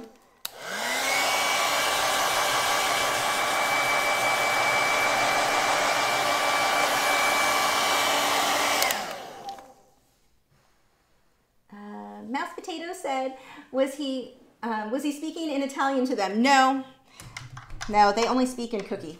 If there are treats involved, that's all they care about. Little beggars. What is your process when painting people? The easiest way to explain that, I would say, watch my videos. It depends on the medium. It depends on all kinds of stuff, but it's as everything else. I pay attention to my values, and I start with a very, very accurate drawing. If your drawing is not accurate, your painting is not going to be very good. Pull a little magenta in this one. Now see, because I've got that white, this is going, oh, nope, too much magenta. Back to the red. That's going to stand out in a way that it wouldn't have otherwise. I'll probably do a couple layers on that to get that the color I want, but that's going to stand out far more than it otherwise would have.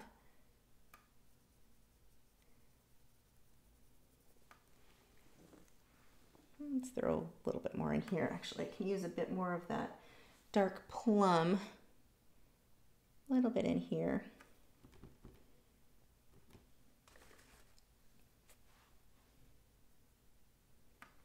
Okay, now I can start glazing a few shadows over some of these. Use that dark plum on that. So I can still see those highlights, but it's thinned down a bit with water. You do not want, if you are glazing, you do not want white mixed in. That is going to give you a weird foggy look. It'll actually make your grapes look, it'll give you that fogginess on the grapes that you might want. But for what I'm doing here, where I just want to tint the color, I don't want white mixed in with it. It's not going to give me the look that I want.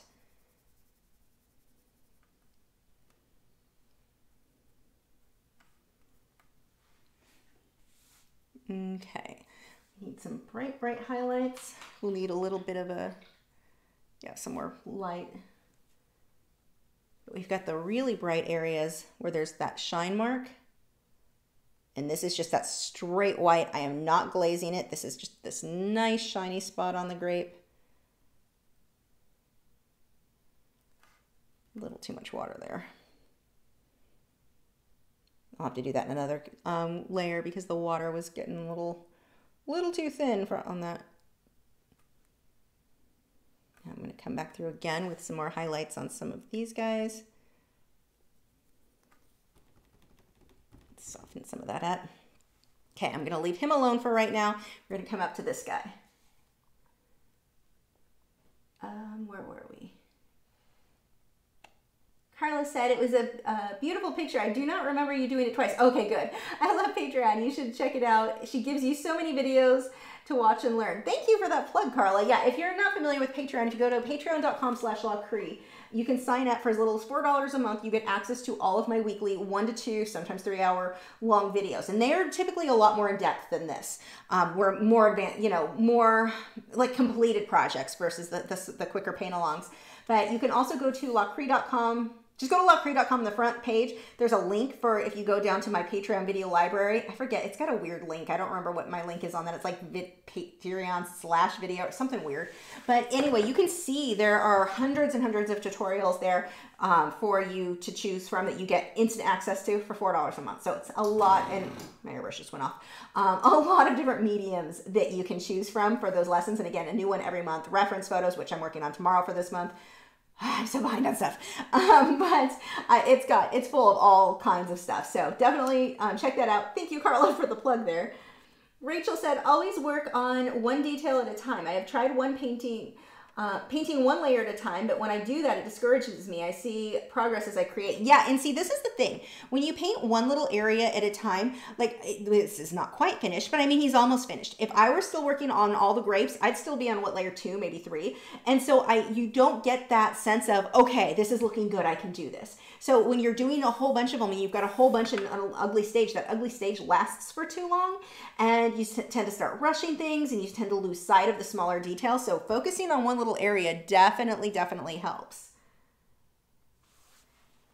Let's get that highlight a bit more.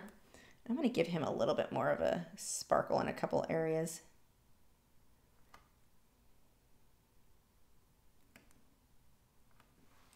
Okay. Back to the fuzzy areas. You can see I just kind of grab a bunch of colors, just tone it down. I just need a grayish with that. It's way too blue, way too dark. Don't do it that way. But I'm not worried that I mixed the exact color I had here. Everything's going to be glazed. There's so many layers on top of layers. Don't stress yourself out or get discouraged, like I can't get the exact right color. Good, you don't want the exact color. Yeah, that will look very weird if you're using everything exactly the same. So we'll go around the edge here.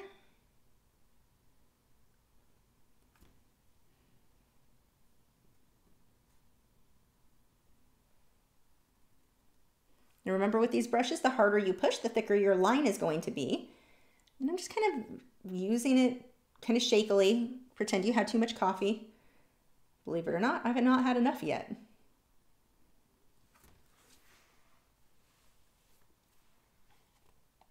Kelly said, hi Lisa, what is your favorite medium to work in? I would say acrylics. And then colored pencil and Inktense. Yeah, I think those would be my order there. Sarah said, does Aliana Nicholson make videos? Only, she's got some promo videos, but like actual training stuff, she's not really been doing anymore. She used to teach a lot, but now her focus is on the production, or the making the products and stuff. She doesn't have time to do both, unfortunately. I'm just keeping that kind of loose and then sticking my finger in it to smudge it a bit. This one can be a bit thicker though. We'll soften out those edges.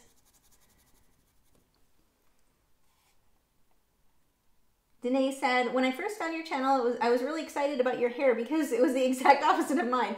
I have black bangs and blonde for the most part. Hooray, skunk hair. That's funny. Yeah, I miss the black color. The black was fun, but I do not miss having to dye my hair every 2 weeks. Like, I'm so glad I don't have to worry about the color. I really should dye the bleached parts because I want that. I'm letting it grow out. I have the dye. I can dye it, and I've always dyed my own color before anyone freaks out about at-home hair color. I've always done my own. But I'm like, everyone's got quarantine hair right now. I'm just letting it grow, and I'm going to be lazy. So I've got like a line of my normal color, my blonde, and then the bleach on top of that. But man, I do not miss the doing my roots constantly. It was fun having fun colors though. I'm really looking forward to when it turns white. Like, super excited about white hair someday.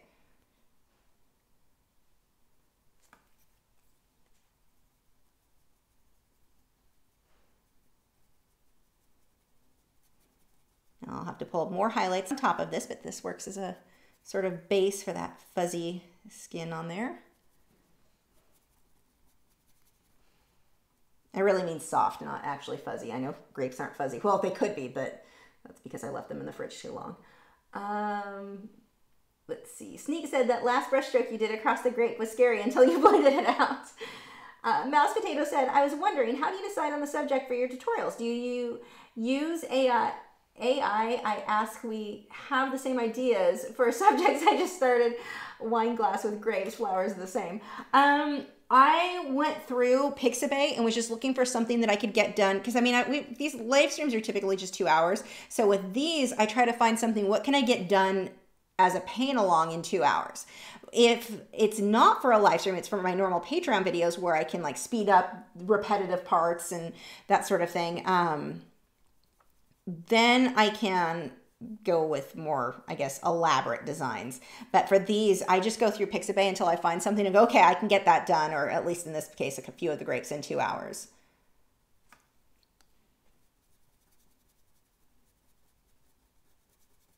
But with me, I typically am trying, especially with Patreon, I try to rotate so I'm not doing the same medium over and over and over again, although I think we may get a double this week because we had a request for airbrush with flames.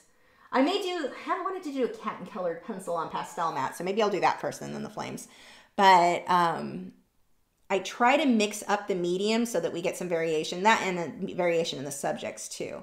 I have a tendency to get like hyper focused on one thing. Like for a while there, I kept doing too many fish and I didn't realize I was just doing nothing but fish until someone's like, can you do something that's not a fish? And my first thought was, I do things not fit. Oh, you're right. I've done nothing but fish lately. So yeah, I tend to, I try to keep everything like more variation. So more people have something at least that month that should interest them. They may not like every medium I do or every subject, but hopefully at least one of those tutorials is going to be something that would interest them.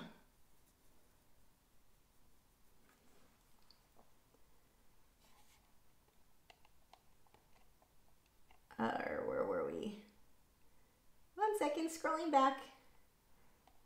There we go. Jackie said, probably a silly question, but why do you use Teflon bristle brushes for the main painting, but a synthetic hog hair for lining? Well, the liner for the lining, it holds its shape better, so I can get a nice crisp line. It doesn't bend as much. With the Teflon bristle brushes, it's a little too bendy. So with that long bristle, the synthetic hog hair is just perfect. The problem is I can't find that synthetic hog hair. I've been trying to find something like an alternative online. The only one I can find that I really like is from Hobby Lobby, which is not convenient. Not everyone has a Hobby Lobby near them. So it'd be nice if we had something online with that same brush. And so I was looking was it last night or the night before, on Jerry's and Dick Blick, and I just did not find what I would consider a suitable replacement. So I need to look some more. I'm not saying that there isn't one there, but I like looked through a few brushes and I was like, none of these are really going to work for what we're looking for. But yeah, that's why.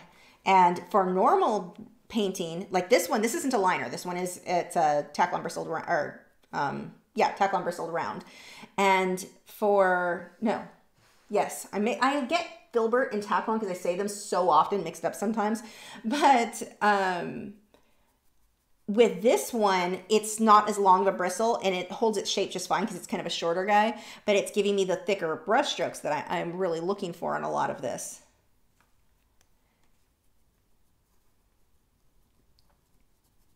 I'll have to come back through with way lighter colors than this, but this works as a base.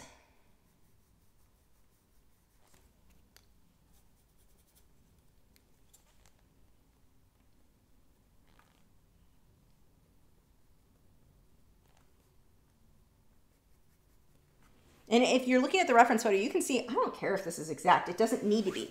I need close. That's all I'm really worried about here. It's a grape. No one's going to notice if part of the skin is like, or the glaring issue. I don't even know what you'd call that, the lighter part. But no one's going to notice like, oh, that's a little bit different. Now, if you were drawing a portrait, you're drawing an animal, a person, then things have to be perfect. Then we worry about it. Maybe not so much in the fur. Like I wouldn't worry on an animal, is the fur and clumped exactly right as long as it's close. But eyes, ears, mouth, nose, that all has to be exact. Same thing with people. That all has to be exact. If a strand of hair is out of place, no one's going to notice. But the rest of it, you really do need to be more exact. But something like this, we don't need to spend a bunch of time trying to make everything completely exact. I'm going to go ahead and block in some of the highlights down here.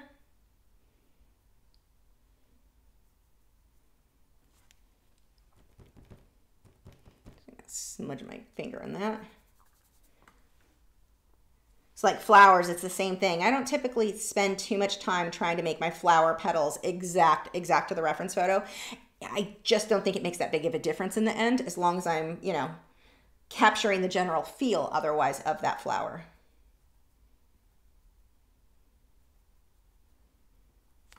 The reference photo is that. It's just a reference. It's not something that has to be 100% copied, unless it's a portrait. But even then, I'm going to change like where something may be a little bit darker, a little bit lighter, you know, the contrast and which lines are soft or harsh. I might adjust those.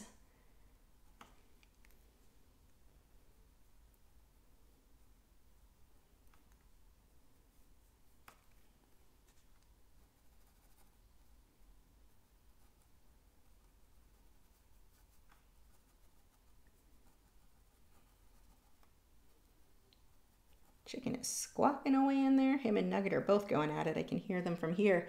That's at the other end of the house. Those two are having fun. I am so glad we are not in an apartment anymore where I really have to worry about that. Every time he'd make noise at night, I was just like, oh, please don't let the neighbors hear you. I don't think they're going to enjoy that.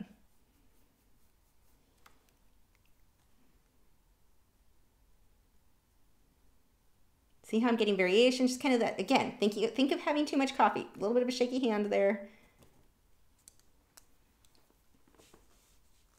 Let's see. It's L'Oreal said, is there a specific brand of brush you prefer? I really like the generic, the Master's Touch from that brush. Oh, sorry. I thought I just didn't clean that brush real well. I'm like, oh no, I really didn't. But I really like the generic brushes from Hobby Lobby, the Master's Touch ones. Their synthetic cog here are the ones they list for oil and the ones they list for acrylic. Really, really like those. I also like Simply Simmons. I like cheap brushes, honestly. I'm really liking for blending. These are the Hamburg Premier Creative Mark brushes from, I think Jerry's Artarama has these. I'm using these to smudge my edges. Right now, these are my favorite for smudging edges. So those, at least there's one I found online that I really like. But those are really, really nice. Okay. I'm going to come back through and start lightening up some of this. So we'll get some white, a little bit more water. I have to be careful not to lift what I already have.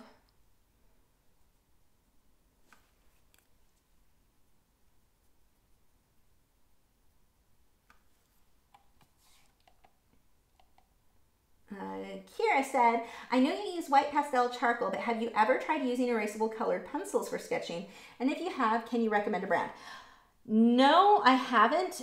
If it's like sketching on acrylics, I wouldn't, because if it's like if it's a wax or oil based, even if it erases, I wouldn't want wax or oil based anything near an acrylic painting, because the acrylic's not going to want to stick on top of it, even if it erases. So it wouldn't be a fit for this, but just like in general, no, I've not used erasable. I've used colored pencils that erase okay, but they're not like marketed as erasable, that was their goal.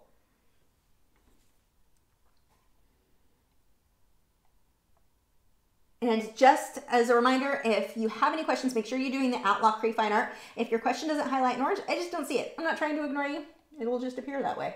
Sarah said, I have a filbert brush that I didn't clean well enough and it's really stiff. I tried tonight to blend my grapes and it was perfect. If only they sold brushes already like that. Yeah, if you ever have a brush, and I have a few that are just like, this is stiff, I didn't wash it real well. I have a few that are just a little bit damaged, but it's like, it'll be perfect for certain techniques. So don't throw out a brush or panic if you do ruin a brush. It's probably going to have a use later on down the road. Don't throw it out or anything. And sometimes you can fix a brush by soaking it in like your brush cleaner. Now, when I say soaking it, I don't mean put it in water with soap and let it sit in a cup. I mean lather it up with your brush cleaner and lay the brush flat to dry overnight or 2 days, whatever. Sometimes you can get that to loosen up and come out, but if not, there will be some technique you'll be glad for that damaged brush for. 1 second, scrolled too far again. Whoa, really scroll too far. Oh my gosh. There we go. Jason said, hey, my hair is going gray and it will eventually go white. I'm jealous. I cannot wait for white hair. I think it is one of the prettiest colors. It makes, there was a lady when I played in the Claremont Symphony Orchestra, there was a lady who had white hair and it was kind of, whoops, hit the thing. It was kind of short. She was the most beautiful, like her hair, it made her skin just glow. She was gorgeous. So like since I was probably 18 when I met her, like I had been like so excited, like I can't wait for that. I can't wait for white hair. Let's see, Danae said, I feel the same about hair roots and my natural hair color is light blonde, so it looks like I'm balding in the back part. Yes, black part, not cute. Exactly, and that's what I was having happen, why I had to do mine so often, because the same thing, your blonde shows and roots, it is not the same as someone who has dark roots showing through. Like you can tell you have hair. When your blonde roots are showing, you look like you're balding. It is not a cute look, so that's why I had to do it every 2 weeks, and oh my gosh. So I'm coming back over with some highlights here. It was just a lot of work, and my hair grows fast, so I had to dye it a lot. I don't miss that, but I do kind of miss black hair. But I figured too, I was so excited when my hair turns white, it would be an easier transition for my natural color to just naturally start going white instead of up against the black. That would have been a weird transit, like a straight line transition there. Because it looks like my internet went out.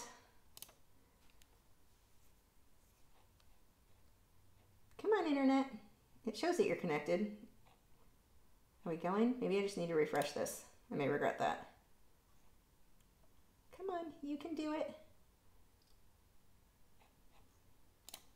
Are you working? I think we're back. Okay, we're back. Let me scroll back up. I missed a bunch of questions. Where were we? Here we go. Kelly said, how do you find what picture you want to do? Is it something that just catches your eye? Yeah, that's exactly what it is. Sometimes there's a subject where I'm like, I just really am in the mood to paint grapes. Or I'm really in the mood to, I mean, that wasn't the case here. I just like that photo. I was just really in the mood to find something that I could do and get mostly done in a couple of hours. But yeah, it's usually that something catches my eye, or I'll have an idea. Sometimes I'll come up with like, I want to do something surreal and I know I need certain elements to make that happen. Or like with the octopus, I was looking for a photo of an octopus. So it's more often than not, at least for these type of lessons, I just go through and look. I guess that's not totally true. Like I'll know, okay, we've not done a landscape in a while. Let's do like an impressionistic landscape, and I'll look for something that would be suitable for that. I have so many painting ideas I want to do. I just have not gotten to. Because most of the ones that I'm excited to do are extremely elaborate and will take a long time. Like even just for the planning portion, getting photos. I have one of Gibson I really want to do, although I'm wondering, I don't know if I'll consider or include Wade in the one I want to do with Gibson. I think his coloring won't work for that plan. He'll have to be in a different painting. But yeah, those ones just take a lot of planning. Let's come down here and get a few highlights. Now I'm not trying to completely cover all of that bluish gray that I put down. These are just highlights over that.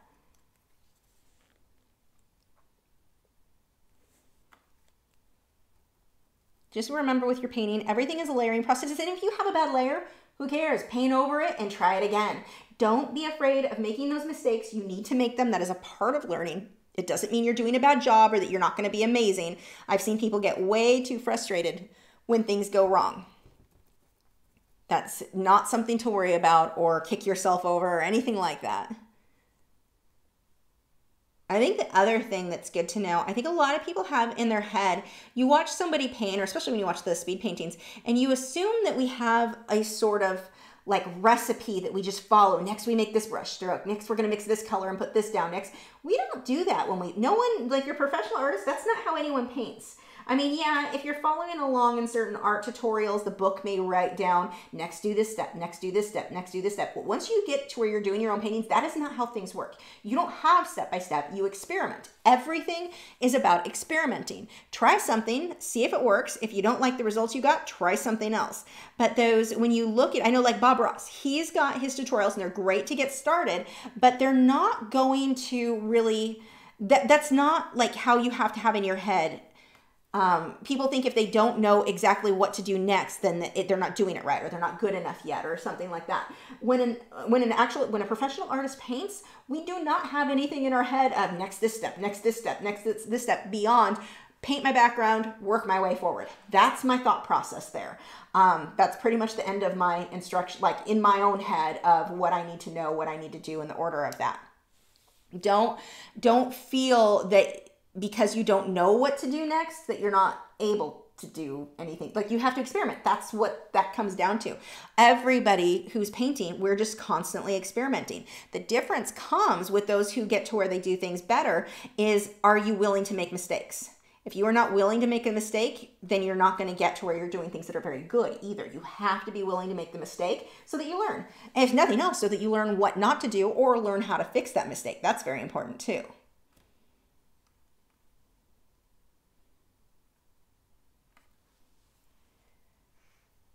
Now, another thing that you can do, if you want to get an even softer look, I can tint blue. Now I'm going to go ahead and grab my transparent mixing white just so I can show you a softer way to do this, or a way to get a softer look than this, I should say. One second.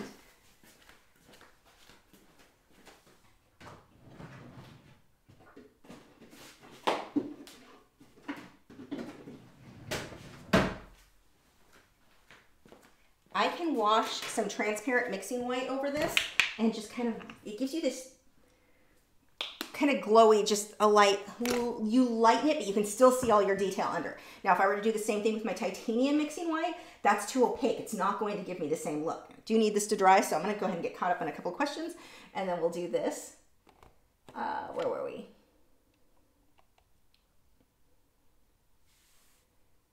Carla said, I want to join you on the acrylic classes. I want to get the set that would have the colors I would need and all the brushes and the watercolor paint pad. It's paint pad. I don't recommend a watercolor paint pad. Go with a canvas. If you're going to go with acrylics, go with a canvas pad.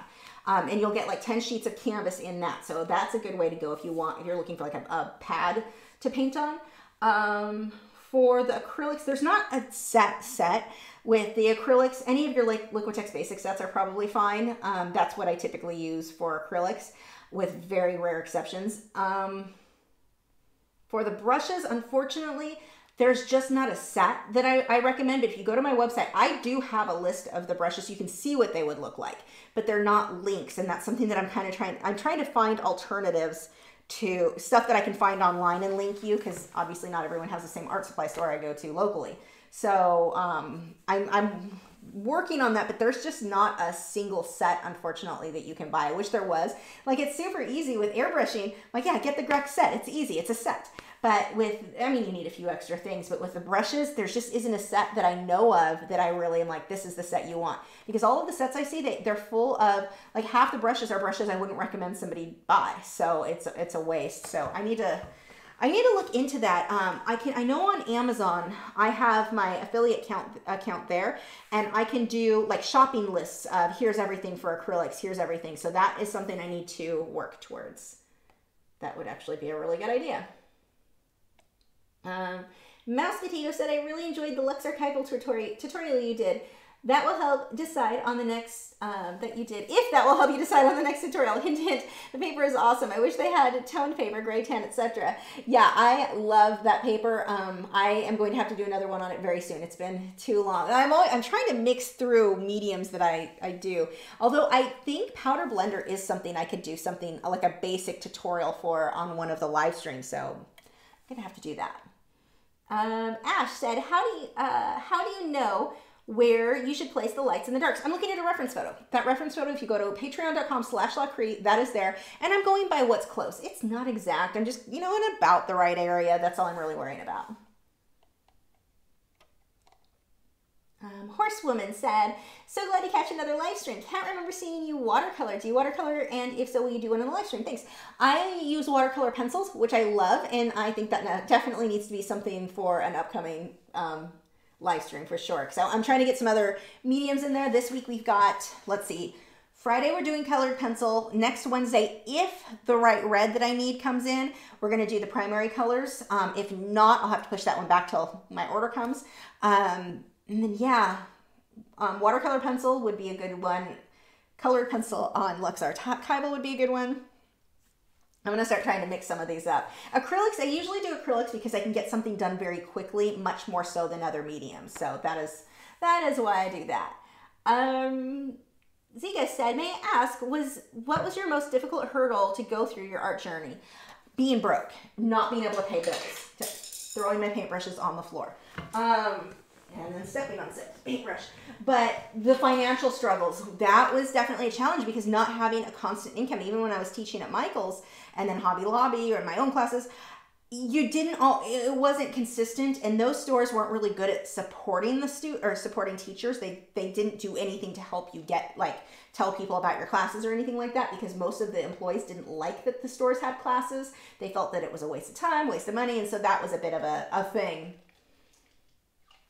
But the financial difficulties, I would say by far, like not knowing if I was going to have enough money to pay my bills that month. It was just so hit, because when I first started, I was making my money by selling paintings. So commissions, selling on eBay, selling at art shows. That's how I was making my money. And that is just so hit or miss. I didn't know if I was going to have enough to pay bills that month or not. Like, it was just, that was a rough, I mean, that, until Patreon, everything, even with YouTube, everything was just not enough to pay my bills. So that by far was the most difficult thing in my art journey. I feel like from the beginning, moving forward, I continuously got better. So that part was, I guess, the easy part, learning to paint, but learning the financial side, learning to market myself, learning, and I love teaching. So learning to find, how do I get my classes, how do I teach in a way that allows me to pay my bills, but also teach as many people as possible for as little as possible? Because I look at a lot of artists for, like how I was when I started. I had no money. I couldn't afford expensive courses. That wasn't even remotely in the realm of possibilities for me. So if there was a class that I could take for $4 a month, oh my gosh, that would have been amazing. Like, I can't imagine how much better I would have been sooner had I had something like that available to me. So finding something that allows me to teach and have consistent income has been a freaking godsend. Like, I love that whole, like, the way Patreon works is so perfect. But until that, like, yeah, I really struggled financially. I mean, we lived with my in-laws for, gosh, 8 years at one point. We had been married for several years, and when we moved to Texas, we thought we'd be there for 6 months. It took so long to build up a class. And by the time my class was actually constant students, where I had built it up, because that's normal to build up, take a long time for that. By the time I built it up was the time that Patreon was so busy that I didn't have time to do both, and I had to give up the one. So that was, like, of course, that's how that happens. But yeah, I would say like, hands down, that was the hardest part for me. Let's see. Casey Wood said, I was doing drawing in Prismas and was able to completely erase certain colors with my electric eraser. Yeah, electric erasers are pretty good with that. The other thing you might want to get are ink erasers. Wake up computer. My computer. There we go. I was trying to go to sleep there. Faber-Castell. I don't think I have it sitting over here. But Faber-Castell's Perfection Eraser, I believe is what it's called. Those are wonderful for erasing with colored pencils. That's my favorite now. Carla said, gray all over, but it's mine. I'm so fine with that. Yeah, see, gray is pretty too. Gray, your skin still, it gives you just this pretty glow. I love it. Let's see. Oh, thank you, Mashed Potato. Mashed Potato with Super Chat said, you are one of my favorite artists, Lisa. You rock. Keep up the great work. Thank you so much. Rachel, every time someone does the Super Chats, I'm like, I'm going to cry. That was just so thoughtful. I'm such a dork. I'm sorry. Okay, calm yourself down. Rachel said, would love to see a live stream with watercolor and colored pencil technique. Yeah, I will have to do that. Okay, let's get some work done. Taru said, hi Lisa, you're such a good teacher. Thank you. Can you do similar format like these grapes with watercolor pencils? You know what? Grapes with the watercolor pencils would be good. A really good subject. That's probably what I'll do for that lesson coming up soon then. That's a really good idea. Okay, let's go ahead with the transparent mixing white. Did I even put it? Yeah, I did. I put it over here. So I'm going to use a little bit of that, tiny bit of blue. So it's going to give me this little bit of an ultramarine bluish tint. Gibson just rolled over onto his back. Legs are straight in the air. Weird hounds. So now I'm going to go over this, just the areas where I want it a little lighter. Not everywhere. Oops, that was too much. And see, it lightens it, but I can still see the details I already painted through this. Lobo said, I had black hair, but started going gray when I was 24. Dyed for decades. Let it grow out 4 years ago. Oh, the freedom. I love it. Salt and pepper with streaks of pure white. Oh, I bet that's pretty. Yeah, I'm like, other than I still have some of the bleach in the front, and I'm looking forward to that growing out completely. But like having the back and not having to dye my roots has been Oh, it's been nice. I mean, for years, I've been doing mine well, really once a week, something had to be dyed. So I either was dyeing the bleach every other week, and then the opposite weeks were dyeing the black roots. So yeah, I do not miss the color, do not miss that work. And it's kind of fun having my natural color again. I mean, you know, I had it for so many years. I think you always want what you don't have. So I didn't really like my natural. It keeps disconnecting. I don't know why. Mouse Potato said, anytime I support my fellow artists during this time, my work is doing great, so I want to share some love with you all. Thank you so much. That is so thoughtful. Casey said, sorry if you already answered this and I missed it, but do you have any monochrome videos? I've done quite a few videos. I have some that I've done in black and white, but I also have a lot of videos where I've done a monochromatic underpainting. So there was a man that I painted in oils, and I did the sepia and white tones for that. For the underpainting, I'm trying to think, a lot of portraits I've done that. If you look back at that, where I'll do things mainly with raw umber and sepia type tones, basically. But I don't think I listed it as that way. So if you look at some of my portraits, especially the more recent ones where I've done in oils or acrylics, you'll see where I've done that. Let's see. Hey Lisa, Dan here. I'm glad you said that because I'm reading your name and I'm like, what in the world does that say? I don't know about you, but I love sketching with erasable colored pencils, especially Crayola. They are vibrant and erase almost perfectly. Nice. I always do sketching with graphite. I never use color when I sketch. That's just me. My sketches, yeah, it's always graphite when I do those or do any sketching. Add a little bit more blue to this one. Thanks, Josh. Sneak said, your portrait of your dog was underpainted. Yes, my recent Greyhound painting, I did that way. Thank you, Sneak. See, you guys remember better than I do. I'm going to pull a little bit more of that ultramarine blue just for a few highlights, not everywhere. And that's mixed with the transparent mixing white.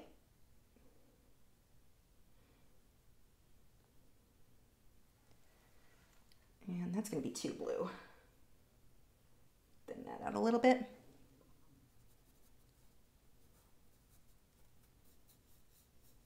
But the contrast of that blue with your reds and oranges, it's going to make it stand out a lot more.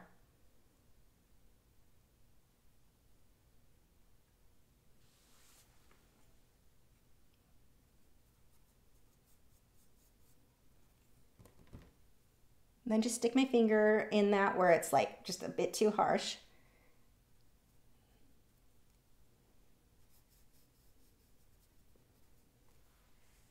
Let's see, Rachel said, I have never used the sepia underpainting, but it was thinking about doing it with the rose painting I am planning. Would that technique work with flowers? It will work with anything. It makes things so much easier. Watch any of the videos, the portraits, the Greyhound that I recently painted. I'm trying to think, what else have I done with that? I use that technique on a lot of things. It makes everything easier, but especially with portraits, because portraits are already a little hard to blend, get the right color and all that. Why don't I just separate it into two things I have to focus on? One, you do it in the sepia tones. I'm only focusing on my values and making sure my lines, the details are all in there, that's all correct. I don't even have to worry about color, values, details. That's it. Then, or in contrast. Then I can focus on color and only have to focus on color because I've already done the other part. So I'm separating two challenging parts of painting into two different things. So it makes it so much easier to tackle. And roses, absolutely. Much easier. Julia said, do you have any tips for drawing landscape on colored pencil? Work slow. Don't try to get it done quickly. That is colored pencil in general, it's just a very slow medium, and landscapes can have so much involvement in there. It's going to be a long process, worth it, absolutely worth it. But get a good photo to where you've got nice contrast, your lights and your darks, depth in the photo, and don't try, your typical tips I would give for anyone with landscapes. Don't try to force the same to where, like, if you're working with this beautiful photo and the photo is kind of slightly less detail in the back than in the foreground, capture that. Or your values. Usually things are going to be a bit cool. Well, depending on if you have a sunset, there's always exceptions. But usually things in the background will be a bit cooler and you'll get warmer as you move towards the front. That's something that you can do to help capture the depth. Of course, if you've got the sunlight coming over the mountain rise, that's going to be different. You'll have warmth in the mountains. But the same things that I would do normally in any portrait, I would, or not portrait, in any landscape. You want to try to capture that, but take your time. Don't try to rush it. It's going to look so much better if you really go slow and take your time on it. But it's going to be a long process. It's not going to be done really quickly, but if you take your time, it'll be worth it.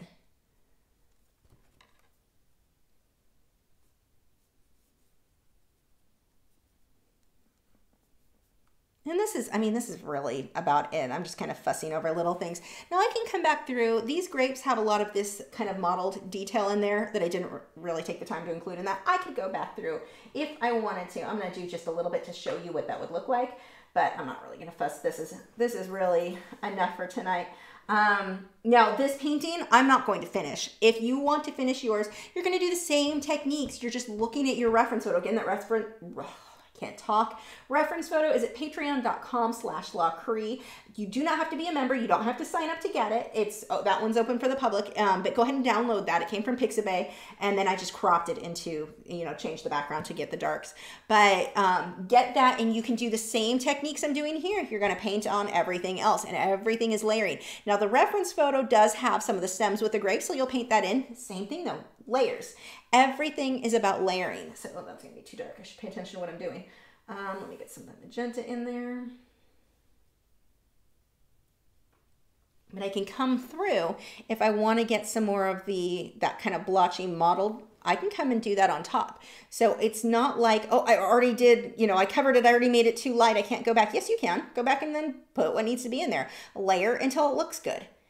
Don't call something finished either. Another tip, very often artists, because they have color on the canvas or color on their paper, if they're working with colored pencils or pastels or whatever medium you're working in, they'll think color's there so it's done. I'm working on a portrait, it's kind of a skin tone. I mean, it's flat, it looks like a cartoon, but it's done. I put the colors there. No, I mean, if you're doing cartoons, sure. But if you're trying to make things realistic, you're going to keep layering. You're going to go over and over and over until it looks the way you want it to. Some of those layers are going to look worse, and then some will look better. You're going to work your way back and forth, but don't give up. Just keep layering until it looks the way that you wanted it to, until you've hit your goal. Don't settle. Don't think, well, there's color there. I mean, I guess it's good enough. I'm done. Keep layering until it looks good. And like I said, some of those layers are going to look worse. That doesn't mean you've ruined anything. You're not done. It doesn't matter. Keep layering until it looks good. Okay, let's get caught up. That's really as far as I'm going to go for that guy. But the important thing here, the blue, a couple things I want to point out why things stand out. Having this bluish tint, and it's more blue, it's washing out a bit on camera, but that blue up against that reddish orange, they just glow. It makes the orange appear to glow. Whenever you put these colors next to each other like that, the reds will look like they're glowing. So it's just a beautiful combination. And it's an orangey red. It's not a red, and I think that's part, you know, they're complementary colors, so that makes sense on why they're the orange, not the red. Orange is complementary to blue, so they just really stand out there. But in these grapes, if I were painting them myself, I'd probably layer on them another 10-15 minutes. Just keep fussing over little details if you want it super detailed. You don't hit a limit with this. It's not like colored pencil where you hit a limit where it's like, oh, it won't take more paint. No, keep layering until it looks how you want. If you get a bad layer, you get a bad layer. You weren't done anyway. It doesn't matter. One of the things that a lot of people will say is, well, I didn't want to mess it up, so I didn't finish it. Okay, but it's not finished, so who cares if it's messed up? It's not finished. Like, you can't sell it like that. It's not finished. So many people just don't finish their work. Like, they'll put it to the side. Well, it's good where it is. I'm happy with where it is. I'll finish it later. Or at another, and I don't mean later like the next day. I mean later like a year later. You're probably not going to go back to it. So it's better to go ahead and finish it and not have it as good as you wanted in your head, I guess, than to not have finished it all. You don't learn anything when you don't finish things. Learn from it. Make mistakes, experiment. This is how you're going to get better. If you're too afraid to mess something up, you're not going to improve, and you have a painting that is not finished. So just keep layering, and those bad layers are not something to be afraid of or discouraged by at all. Okay, a couple more questions here.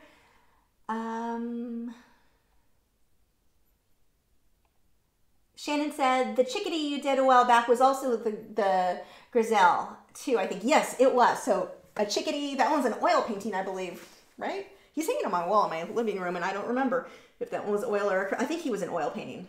But yes, that would have been too. So if you look at Lachri and Chickadee, it's a round painting. It's like a green and teal blues, and shocker, connecting. I wonder, and reconnected. I don't know why it's doing that. Let's see. Mouse Potato said, I have a question about luminance. Do they blend well with powder blender? No. They just don't cooperate. They work great with OMS all the time, but powder blender not so well. Lux archival paper. No, the luminance pencils, they're an oil-based pencil. The higher the oil or the wax, trying that again. Luminance are a wax-based pencil. The higher the wax content in the pencil, and all of the pencils have some wax and oil, but the higher the wax content, the less they work well on sanded paper with the powder blender. So what I do is I do my base layers. Everything is done with polychromos, and even the Derwent Lightfast, they say those are an oil-based pencil, but they have a higher wax content than the polychromos do. Now that's not a bad thing. I love that because I don't need two pencils that are the exact same. But I'm going to use my polychromos for my base layers, and then I will switch over to my wax base on those final layers, areas I don't need to blend, where I either need something to be super opaque or really stand out more than I'm going to get with polychromos, or if it's just a color that I want. But those are going to be for the last layers that I don't need to blend with the powder blender. I've tried different techniques where I put the powder blender down first, and then they just don't work well. Stick with the polychromos for the Lux Archival and the powder blender, and then you use your luminance or any of your other wax-based pencils for those final details. And if you're thinking, I don't own polychromos, that sucks, you can get a set of 12 and blend what you want from there. And they blend even easier, I think, on sanded paper with powder blender than they do with OMS. And you can look at, I did a colored pencil video with just the 12 the 12 polychromos. And I've got all kinds of colors mixed in there. It's a macaw, so it's like, what did I title that one? If you just type in maybe macaw, Lachri, and colored pencil in Google, it should come up, and it's the one with kind of a magenta background, not the blue and gold. It was a military macaw. So he's green with a magenta background, and he has like a bright red over his head, or his beak. Shannon said, I think we remember your paintings better than you do. I think you do too. Have many heads to remember it all. Yeah, no, I actually, what was I doing the other day? I pulled something up. I was looking for something else, and I opened a pad of paper and found a painting in it I had done like a year ago of an octopus and a little mandarin goby, or mandarin dragonette. But I was like, I don't remember painting this. I mean, clearly it's mine, but I don't remember. And I had to go look up, did I post this on Patreon? I don't even remember. And I did, it's on there, but I so don't remember. You get to where you painted so many things. I cannot, I mean, at this point, last I had counted was maybe 10 years ago, and I was up over 1,000. It was closer to like 12 or 1,300. And I was like, yeah, I'm done counting. So, and it's way more now. So I cannot keep track of everything I've painted over the years. And I liked that octopus too. That's the funny thing, that I had forgotten it. Dan said, feel self-conscious. I'll finish our later SpongeBob time card one eternity later. Let's see. Am I caught up? I think I am caught up. Casey said, what is a painting above your orchids? What can you see on there? I don't think you can see anything above my orchids. My orchids are over here. I'm looking at the thing there. You can't see any paintings there. I don't know what you're looking at. My orchids, unless you're looking at something that I posted online somewhere else, the orchids, I've got one of my very first YouTube videos, one of the first maybe 5 or 6. I've got a scissor tail, it's kind of a surreal one. And then I've got a surreal cheetah looking at goldfish.